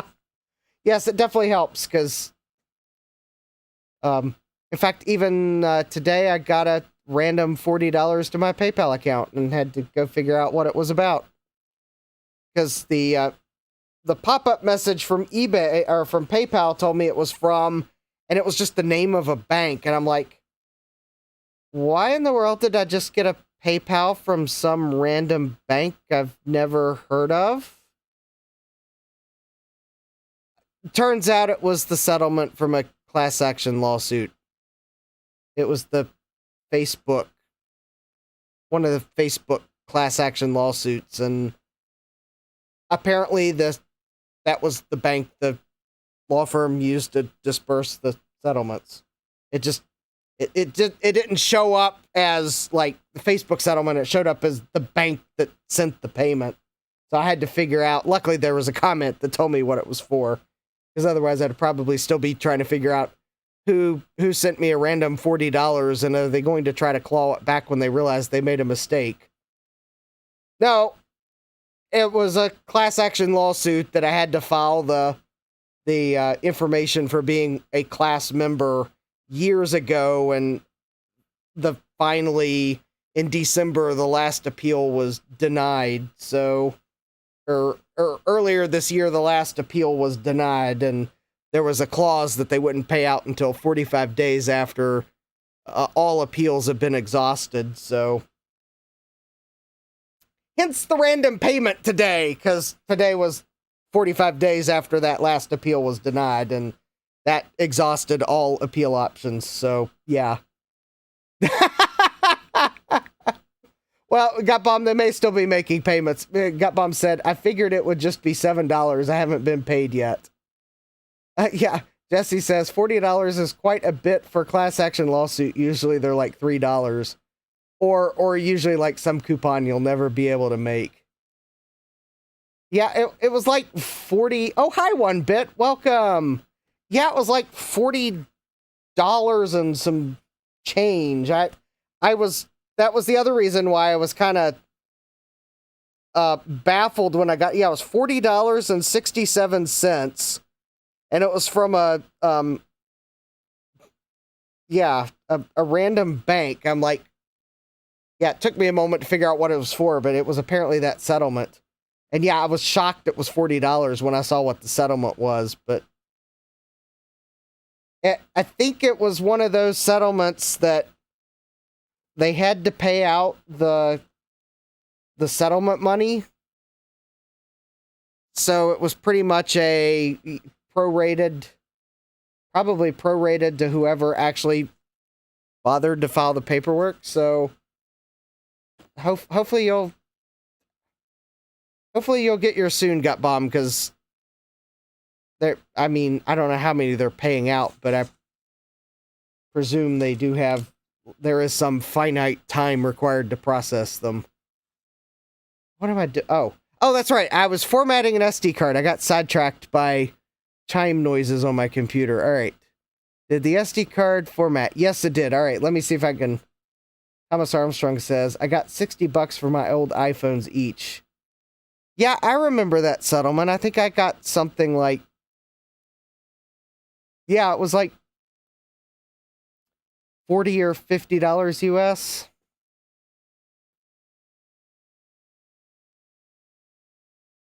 Yeah, that was a while ago. I don't remember what it was. Yeah, I had an iPhone that qualified for that. What I need to do is go pull some paperwork out and file the paperwork for one that I got the information on. I have till May, but it is April now, so. All right, I am trying to find the image for my SD card.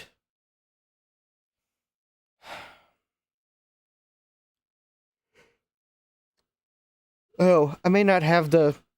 Oh, I bet I don't have the software downloaded on this computer. All right, let me go...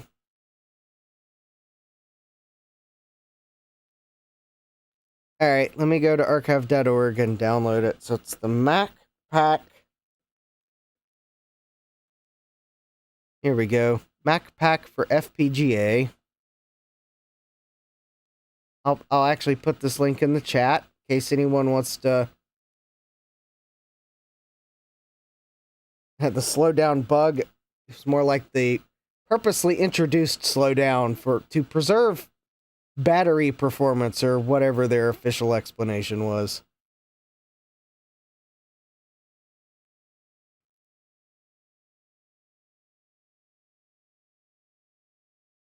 Alright, so I think that's the one I want. So I gotta download this image. I don't have it on this computer, so hold a moment. Oh. But I put the link to the archive.org page for what I'm downloading if you have a Mac Plus and you want to check it out. The images appear to be correct for running on real hardware without having to run them through Disk Jockey first. So there's that. And in fact, I'm going to just copy the image to my SD card. You do have to name it correctly, but you don't have to run Disk Jockey on it, or at least that's my experience. Because the image appears to have all the proper partitions and drivers on it. So don't let the fact that it says it's for the Mr. FPGA deter you from trying it on a Blue SCSI on real hardware.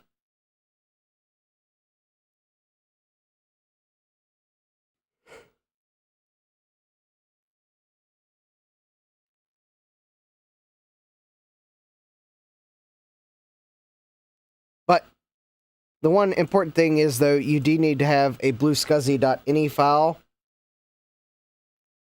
for Blue SCSI V2 at least to use the image on a Mac Plus, otherwise it will not work.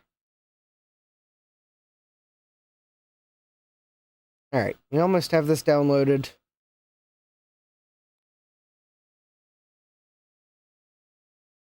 Yeah, I think the problem I had with my Mac Plus on Sunday was the SD card failed during the show, because the failure symptom was the Mac just locked up. Someone tried running a game and it locked up.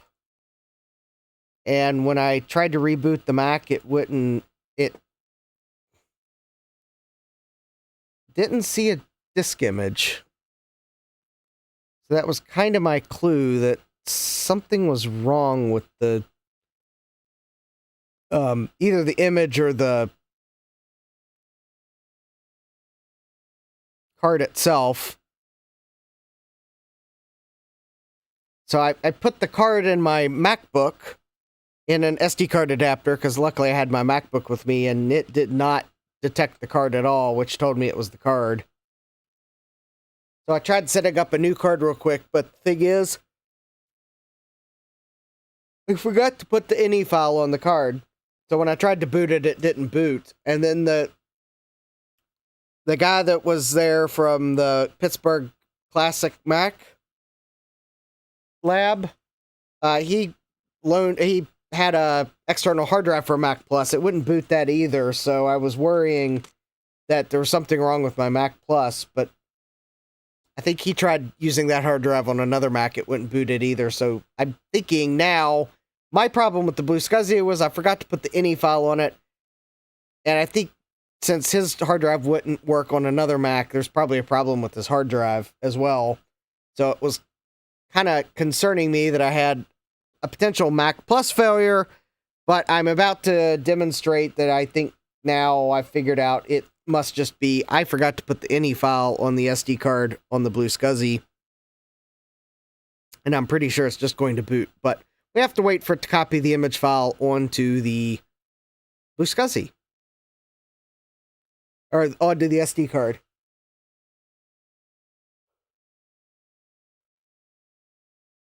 So yes. And then I think this will conclude the seeing what actually failed. I'm hoping the Mac Plus just works, and that means that the only thing that really failed was the VIC-20.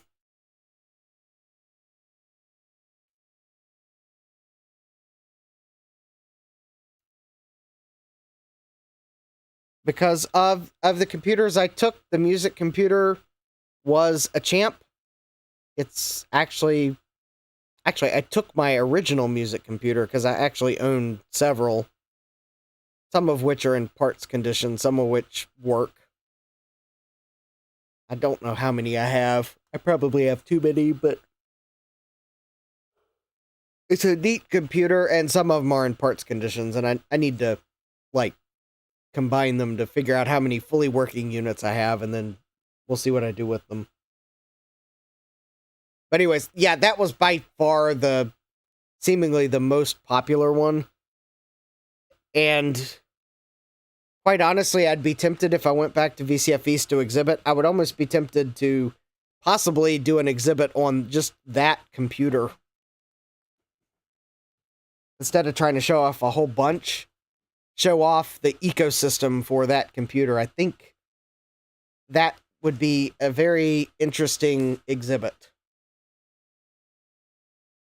Because as I kind of walked around, not that I necessarily saw every last exhibit, and after I got home, I realized there were a few people I wanted to try to say hi to that I didn't get to.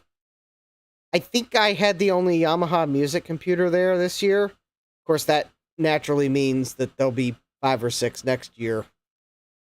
So maybe I won't just exhibit that computer.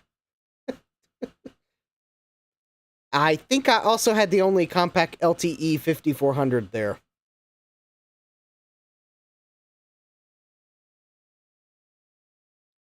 So, of the 7 computers I took, I believe 2 were not duplicated by someone else. I think someone else might have had a TI-99 4A, but I'm not sure, so I'm not going to make that claim.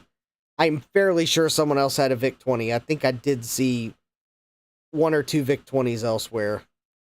I know there were C64s. So that one definitely was not unique. I'm pretty sure I saw a VIC-20 somewhere else, so I don't think that one was unique. I know there was a Mac Plus elsewhere, so that one was not unique. But I believe I can safely say the music computer was unique, because I did not see another one. Alright.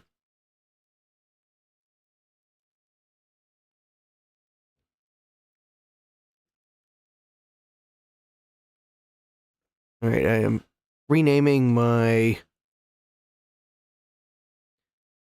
image file here to match the Blue SCSI requirements. And, alright, so let's see, eject. Alright, so now I should be able to put this in the Mac Plus, and if it was just the SD card, then I think the Mac Plus is going to boot. I am going to get DroidCam up. Thomas is asking, any Cosmac VIP computers? Not that I remember seeing, Thomas. Good night, Jean-Francois.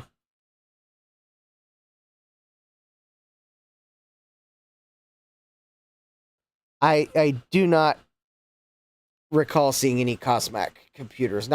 It's not to say that I didn't necessarily overlook one. I was exhibiting, so I didn't necessarily get to see everything. Embarrassingly enough, I didn't get any pictures of my exhibit.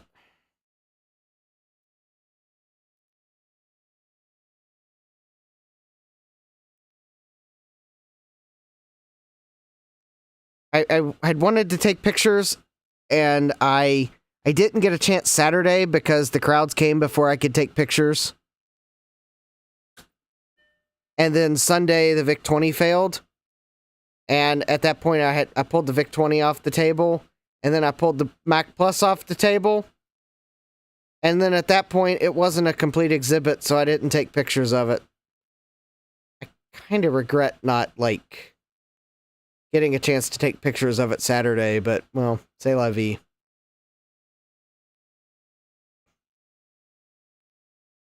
I guess there's always the chance I could reset it up in my basement to take pictures of. Oh, there we go.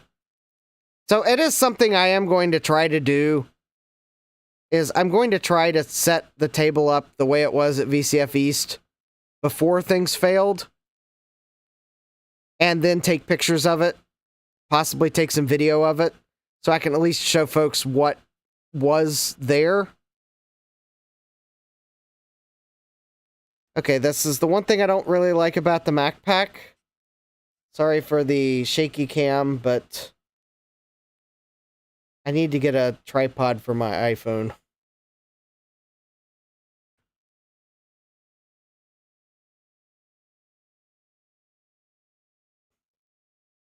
I'm resting my hand on something to try to make it as steady as I can. And that one thing I don't like about the Mac Pack is it defaults to like System 753 or whatever this is, which maybe on a Mr. FPGA is tolerable, but on real Mac Plus hardware, it's kind of not tolerable because it takes up an awful lot of RAM and it's slower to boot. So I am going to at least run System Picker here.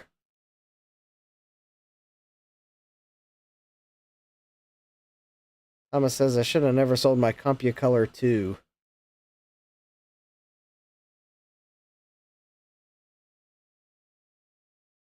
Oh, yeah, I'll have to check that out. I'll look at that while I wait for System Picker to scan the hard drive for system folders.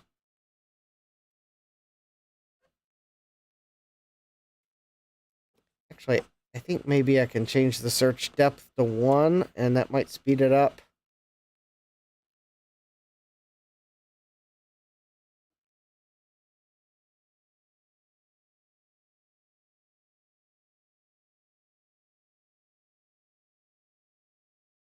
Oh, neat, the CompuColor.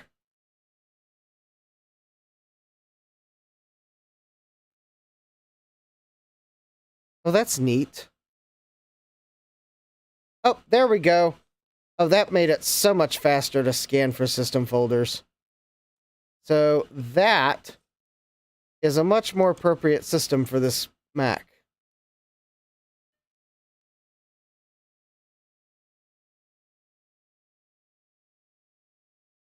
Thomas says they were made in Georgia in 77 before Apple. All right.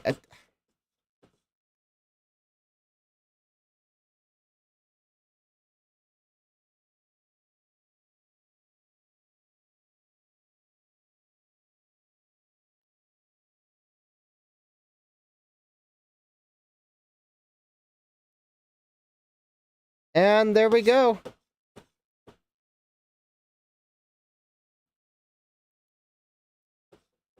Now, if I could just remember which year, where in the USA is Carmen Sandiego was released.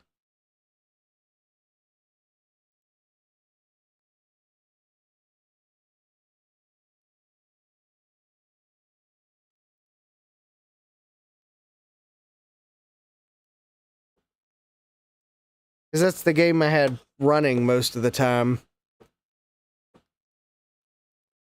Just because.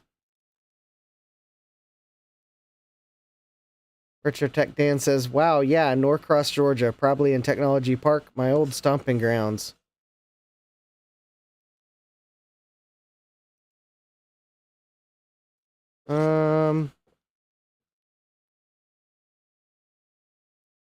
Can't remember if they've got it as Carmen Sandiego or where in the world. Also, I don't remember what year it came out. 1985, I think it was.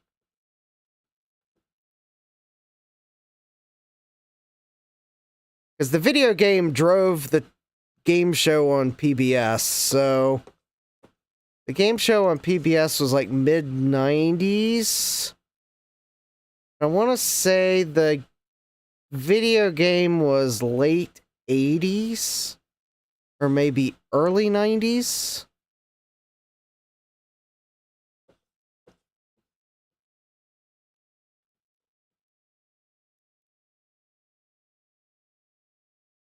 Jack is saying 1989 question mark. Yeah, I think that might be where it is.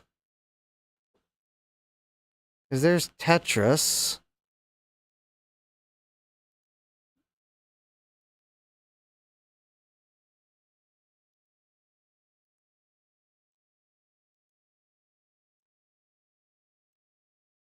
If it wasn't for the fact that I'm trying to hold... Oh, there it is. Carmen Sandiego, USA 1.2. That's it.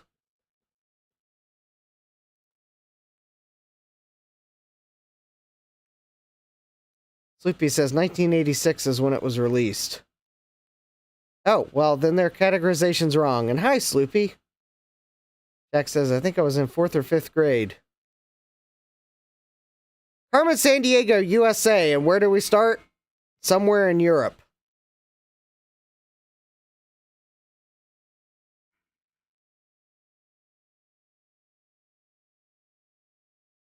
Also, I guess they confiscated her hat.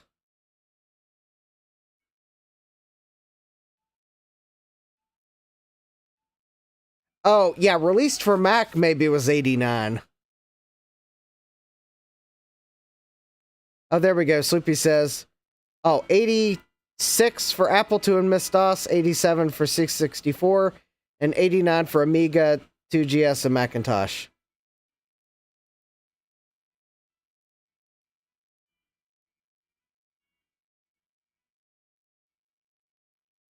Awesome! My Mac Plus is working again.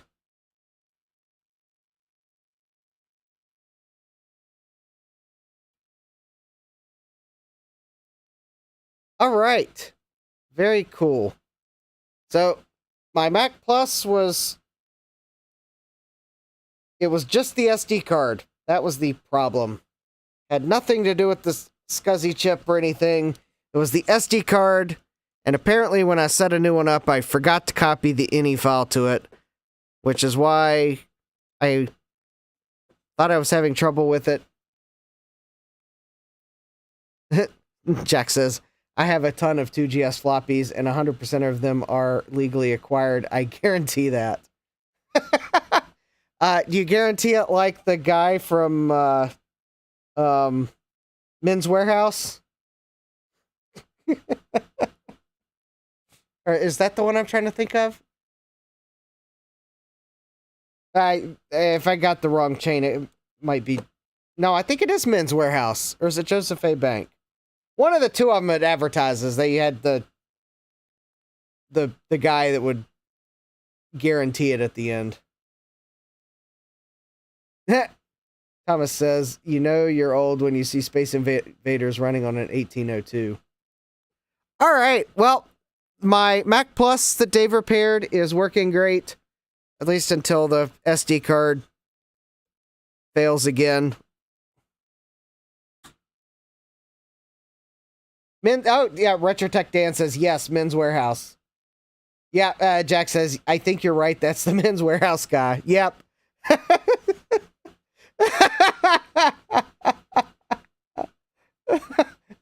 Except autocorrect made Jack's statement say Men's Warhorse guy, but luckily my say what you meant, not what autocorrect decided you wanted to say, knew that you meant Men's Warehouse.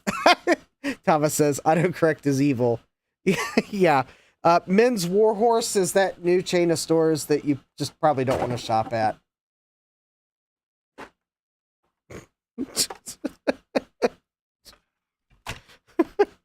All right, so I think my Mac Plus is still working great. It was just the SD card that died, so if I do find the one that died, I don't think I threw it away at VCF East because I'm apparently a glutton for punishment when it comes to accidentally finding the dead SD card, but I think I know where it is. So with that, I think I am going to go. There's one last thing I wanted to show. Sleepy says, sure it was a warhorse and not a Trojan rabbit. Good one. I do have a few pictures that other people took and gave me during the event, so... Thomas says, I'm great at buying bad SD cards. Yeah, I'm apparently great at not throwing them away when I should, and then trying to use them again.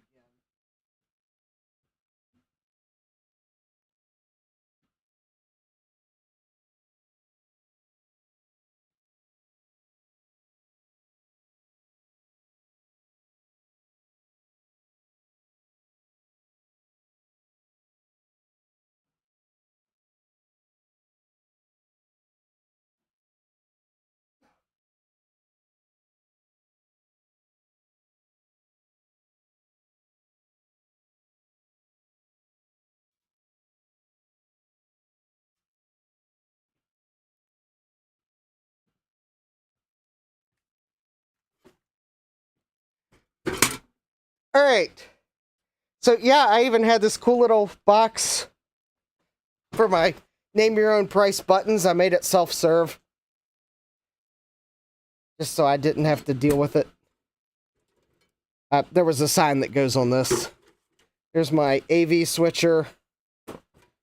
There's the crystal light that I bought that I was wondering where it went. Put that upstairs so I can use it. There's my Color Computer 2's AV cable, including my... I did this Thursday, so you didn't see me do this on a stream last week. So this was an audio cable, then I made a video cable by the magic of yellow heat shrink tubing. Because this is the adapter that goes into my Color Computer 2's AV mod. And I kept forgetting which one of these was audio and which was video. So I put yellow heat shrink tubing on the red, because that's the video on this adapter. And I went ahead and just made a custom audio and video cable to eliminate the peanut gallery comments of, you've got the audio jack plugged into video. So there we go. It's my cool custom cable for the Color Computer 2. I stuck it in this box for safekeeping. Ah, yes, all my receipts for various things. So I can tell you that I spent $18.21 at ShopRite, the New Jersey institution, because I did something smart. If you go to VCF East, I would, as an exhibitor, I would kind of recommend buying some snacks. And I bought some granola bars. They were actually pretty good. They're now all gone. I took them to work and snacked on them all week. I bought a package of water, a 24-pack of water, and then what was left, what I didn't use while I was up there, I gave away to other exhibitors and the people browsing exhibits. It was like the first people I came to until I was out of water bottles, I gave them away. So I didn't have to try to squeeze water bottles in my car. And I bought my cold brew coffee for the morning at ShopRite. So there we go. There was the trip to Wawa on the way up. Fun fact, if you ask Wawa employees if they have E88, they are going to stare at you like you're a blithering idiot, because I don't think anyone sells E88 gas in New Jersey.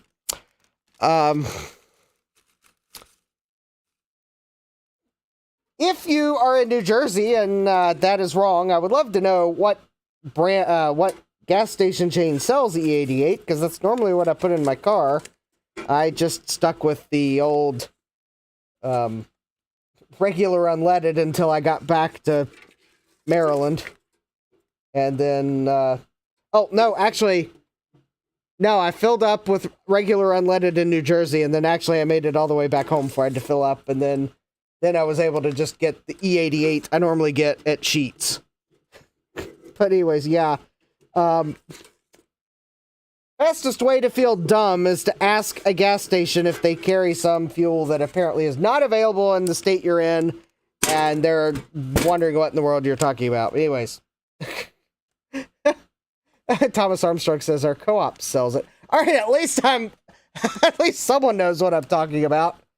Basically, if you're not familiar with it, E88 is the up to 15% ethanol blend fuel, and it's 88 octane, and at least around here they call it E88, or at least that's what Sheetz calls it. But I don't think I saw anywhere in New Jersey selling it. So anyways, I have a few pictures that other people took. So I was watching John's stream and that earlier this afternoon, that reminded me that Ian of PicoGus Ian had a Polaroid camera with him. So he took this nice photo. Oh, I guess I do have a photo of part of my exhibit. So you can see I actually was there. There's the music computer screen up. There's my telling about that my story starts with the computer, and there's the color computer too, and there's my basic programming for kids book. Thomas says, I got 93 octane gas for the price of regular. My van uses flex fuel. Yeah, the E88's generally a little cheaper than regular unleaded around here. And I think my car runs better on it. So, anyways, so this was a picture Ian took with his Polaroid. The film is expired. So it's kind of why you see a little bit of ghosting here. I think it's kind of the film's expired, and I don't know that these Polaroid films necessarily always developed evenly. So there is a little bit of ghosting there, but otherwise that is a really nice photo. So there we go. Jack says, I wish I'd been able to see your exhibit. I will set it up again so I can at least take a picture of what it looked like. And then DOS Fox had a children's camera with him that had a little thermal printer. So here's a picture of me and RetroTech Chris. So RetroTech Chris did make it up. There's the proof. He was there. Thomas Armstrong says you can still get film for them. Actually, he had an older Polaroid. It was, I don't know that they still make film for it, because it was an older Polaroid, not one of the,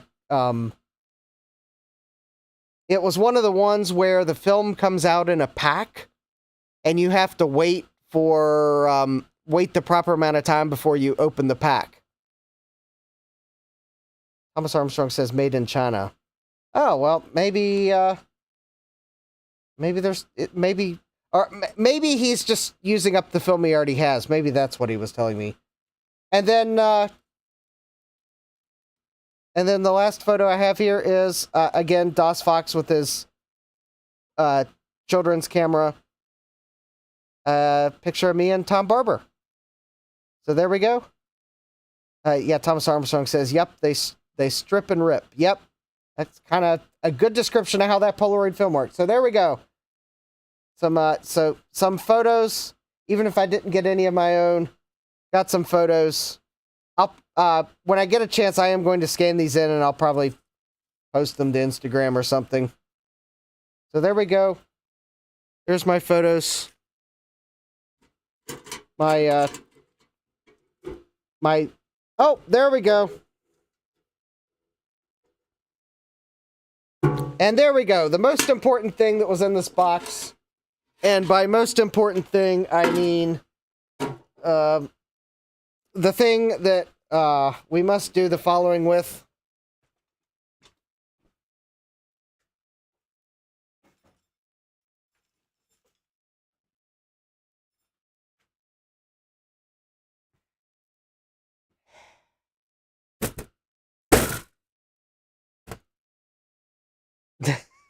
Yeah, it was a SanDisk. That's the card that failed. I'm hitting it with a hammer and it's just not satisfying. Yeah, Jack says, hit it with a hammer.net. Yeah. All right, now I'm just knocking things off the bench, but all right, well, I hit it with a hammer.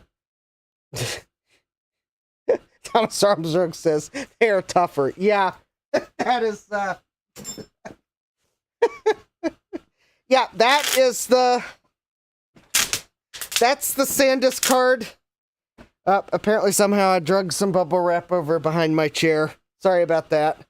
Yep, that is the SanDisk card that was in my Mac Plus, and it totally failed. So it's like, I'm pretty sure if I plug it in, especially now that I've hit it with a hammer, just watch, this PC is going to detect it. Jack says you need to hold it up on its side so you can smash it good. Thomas Armstrong says, and finger warning with hammer. Jack says SD cards have disappointing reliability. Yeah, which is why I would love to know if there's a better brand to use with Blue SCSI. Oh, okay, at least I feel vindicated. I plugged it in and Windows beduped, but it's telling me that it's unformatted. So if I format the... Oh, Windows was unable to complete the format. Yeah, Windows cannot format it. Okay, okay, I believe the card really is toast. That would match what I saw on the Mac Plus, where just... The Mac Plus, this is exactly how I see these fail when I'm using them in Blue SCSIs and they fail. The thing just like... Oh yeah, the SD card formatter from the SD Card Association cannot format it. It's toast.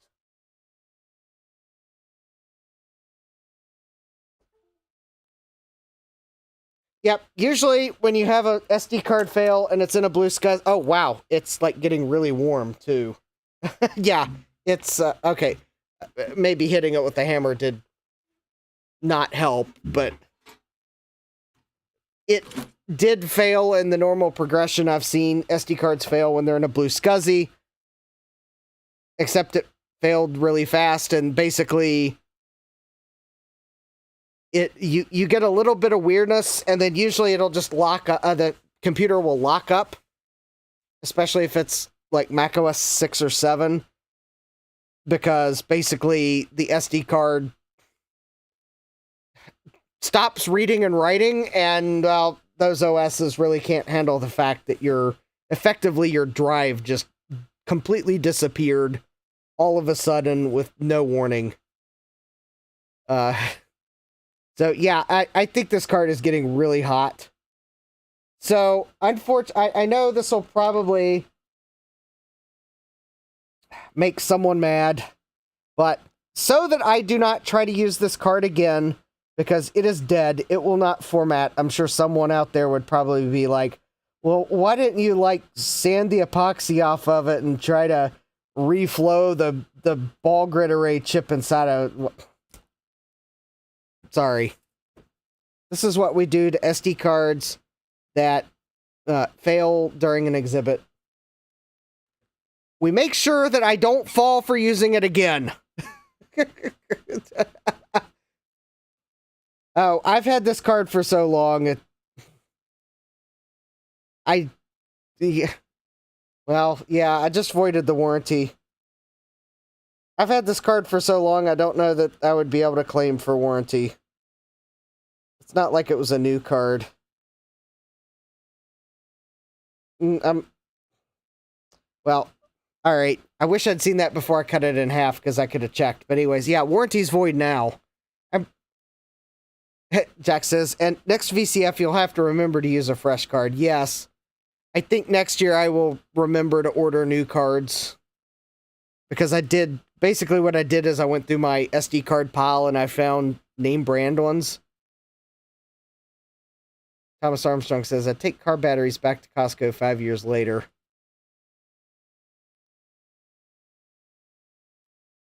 Yeah, I guess now that I renewed my Sam's Club membership, maybe I should try buying a battery at Sam's Club. Maybe they have a better warranty than Advance Auto. Well, I know Tim says people take Christmas trees back to Costco. Yeah, people take anything back to Costco.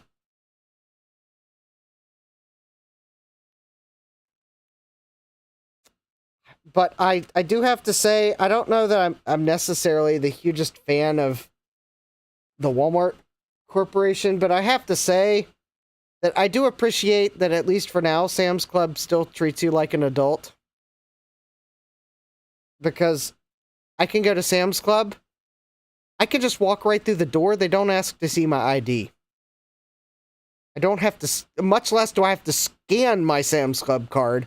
I don't even have to show them. They've stopped asking for you to show them your Sam's Club card. Now, granted, if you try to check out without one, well, then you're going to have a problem, because they do ask for it there, but they don't ask you to show your Sam's Club card to walk in the door.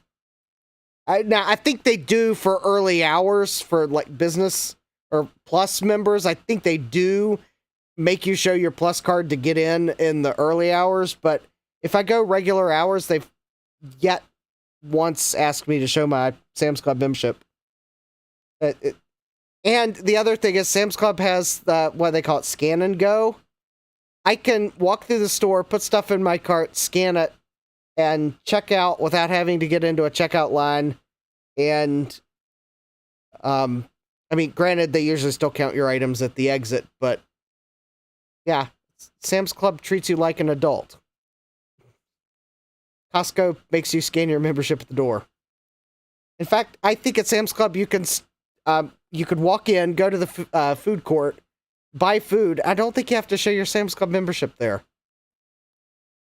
I'm sure Sam's Club's going to change that at some point when enough people abuse the privileges, but at least for now, I will give Sam's Club that they are treating their members like adults. So I do at least appreciate that. Now, hands down, though, Costco has the better food court. Oh, no argument there. It's just Costco's much further away from me than Sam's Club. And quite honestly, I don't usually go to the warehouse club for the food court. Although it is a nice perk if you're there for a while, but still. I do appreciate Sam's Club treating you like an adult. Anyways, on that weird conclusion of a live stream. All right. Yep. Back from VCF East. Had enough stuff to share that it took 2 live streams. Yeah, Thomas Armstrong says, Costco ice cream. Yeah, that sounds pretty good. Thomas Armstrong says, a guy at work took printers back when they ran out of ink for years. Tim says, BJ says that too. I love it. Scan with the app, buy it, and then just check it at the door. Yep. Jack says, must be an interesting job to work in loss prevention at Sam's Club or Costco. Yeah, must be. But anyways, so with that, I think our debrief streams have drawn to a close. Overall, I think I had a great time at VCF East. I think it was a successful exhibit. At Toastmasters today, I had to give a speech, and I did give it on VCF East. I think my conclusions were I had probably 3-fold goals. One goal was to get some new subscribers for the YouTube channel, and I only got 15 subscribers, but I knew it's hard to get subscribers at VCF East, but that's 15 more subscribers than I had Friday morning. So, okay, I'll call that a win, not necessarily where I wanted to be, but it is a win. However, my second goal was to just generate goodwill for the hobby and for the channel. And I got to talk to a lot of great people. I know there were a lot of people that especially enjoyed that music computer, even kids. They came up. Some of them were just banging on keys. Some of them were actually playing things. I saw smiles. That was a win. I think that was like a total 100% win. The goodwill that events like this generate. So I'm glad I was selected to exhibit and I could help advance the hobby and share some of my computers with folks. Because that's the thing. I don't want to keep these to myself. And sometimes it's hard to find ways to share them, but if I can share them at events like this, it's great. I can't always make all the events. Some of them are just too far away, but I'm glad I can make VCF East and share some of my computers there. Likewise, I mean, there's a meetup in DC. I can bring a computer there. It's an easy drive. There's not a lot of space, so I can bring one. But anyways, I think the goodwill generation was a total success. I'm hoping that everyone that exhibited at VCF East found the same. So that, quite honestly, is more valuable than subscribers to any one YouTube channel. Oh, Vborg saying a DC meetup. Do tell. All right. Yeah, there's a meetup. It's a periodic meetup, and the next one is, I think it's May 4th. That should be a Sunday. I don't remember the start time, but I can look it up and share. But yeah, the DC Vintage Computing group has a meetup, and I think it's at the... Actually, let me not do this from memory. Let me actually just go to Facebook and pull it up. One moment, so I can at least give you all the correct information. Oh, poor Greg Hrecke. I think he had to take Xena back to the vet, because...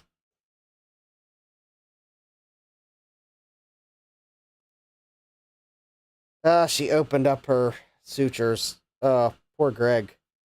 Alright, that's not exactly what I wanted to see when I opened Facebook. No, it's not a graphic photo, but the fact that he's got to take Xena back to the vet again. Because apparently Xena, it's one of his Great Danes, had sliced open her leg somehow, so she had to get staples. And she's the type of dog that wants to chew things like that. If you've ever owned dogs, you know what I'm talking about, probably. And apparently she got out of her cone and, well, I'll leave the gory details to your imagination, because if you've owned dogs that are like that, you know exactly what happened next.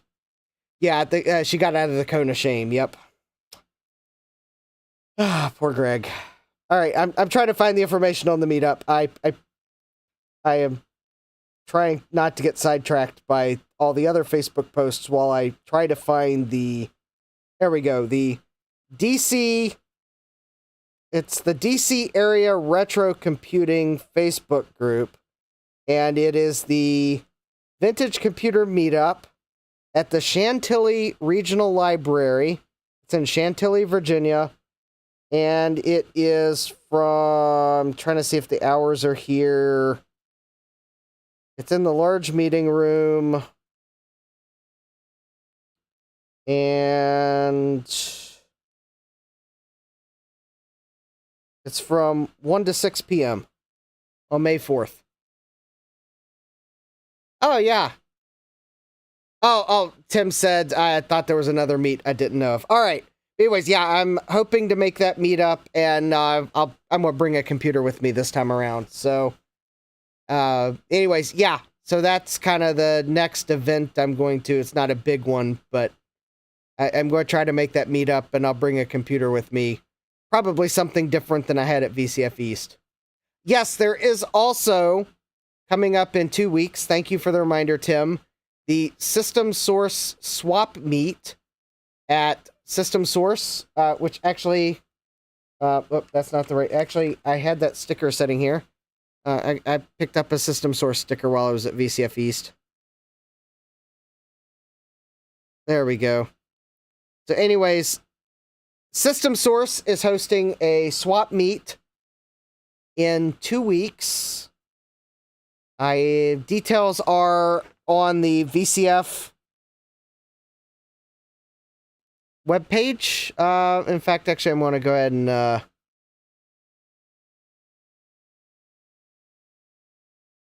I'll copy a link in the chat if I can get it to come up. April 26th and 27th, it is a swap meet at System Source, along with a repair workshop. The swap meet will begin at 8 a.m. on the 26th. Rain date, the 27th. The repair workshop starts at 1... the repair workshop starts after the swap meet on the day of the swap meet, and I think it starts at like 8 or 9 a.m. on the other day. Hopefully that made sense. So yeah, the swap meet is only one of those days it's the 26th, rain date 27th. Yeah, Tim put the link in the chat. So anyways, yeah, so I think I'm going to try to make it to the swap meet. If I'm there, I think Chris and I will probably carpool up, because Chris, I think, wants to go up too. And I suspect if we make the drive, then we'll also stick around for a while. I've heard Bob has a new computer at the museum, so I'm at least game to get a tour of the museum to see the new computer. But anyways, yeah, Tim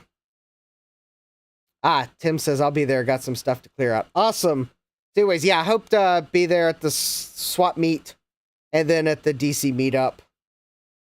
So with that, I think that kind of draws us to an end of the stream. So I'm glad you all could join me for my debrief of things I bought at consignment, how I thought it went, and everything. And I realized that I said there were three. I just realized that there were 3 goals of going, and I forgot to mention the third, and I'm trying to remember what the third one was. Oh, yeah, the third one was to see friends and make new ones. So, yeah, goal succeeded. That's right. Sometimes your goals of going places like that aren't necessarily for the computers. It's for the friendships. So, yeah. Tim says third goal, tacos. I surprisingly did not have tacos. I had seafood one night because I stayed at Point Pleasant Beach, not in Wall. And Point Pleasant Beach is a legitimate beach, so I ate at one of the seafood restaurants the first night. And then I had Italian at the Italian restaurant. And breakfast burritos from the food truck at the event. So, yeah, I didn't have any tacos. I tried to eat local.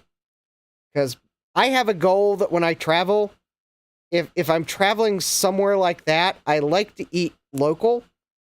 Because I can't get that here necessarily. Although, granted, there are Italian restaurants here, but I like eating local. So it was somewhere local, even if it was food I could get here.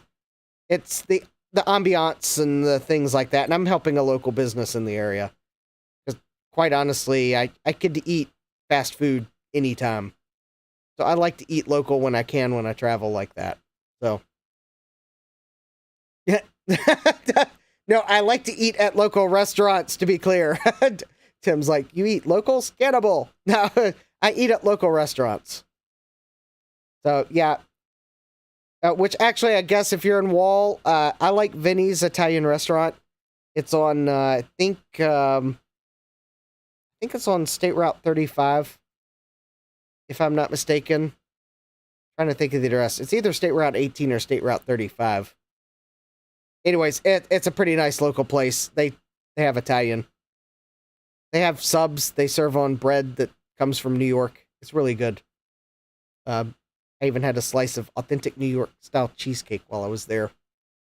Quite excellent. Yes. Anyways, with that, I think I'm going to draw the stream to an end. So I hope to see you all here next time. Thank you for joining me, hanging out in the chat, being cool, putting up with me, managing to turn a debrief into 2 streams. But hey, at least we got the computer working from consignment, even though I thought I'd bricked it Tuesday. It works. The CPU from the FreePal works. My Atari joysticks work. We found Tuesday the PlayStation 1 works after I unseized the buttons. The Genesis will be a repair live stream in the future. I don't have a power adapter for it. And I guess at some point, next time I'm working on a PC sound card, we'll test this joystick. So with that, I'd like to wish everyone a great rest of your day. Hope to see you here next time. So next week, I will be back to my regular schedule of Tuesday and Thursdays. I think next week I'm going to start putting together the Retro Chip Tester Pro. I might as well, because I bought it so I could use it. So I think that is probably a logical choice to go ahead and put that together so I have it to use. And then I'm hoping after that, then I will probably at least have an April Apple stream or two, because I'll have the chip tester to possibly test whatever is not working on whatever Apple II related thing I'm going to work on. So with that, I hope to see you all here next time. Don't forget to smash that like button, subscribe, and turn on notifications so you know when I go live next. And I think that's about where I'm going to end my rambling. So anyways, take care and God bless.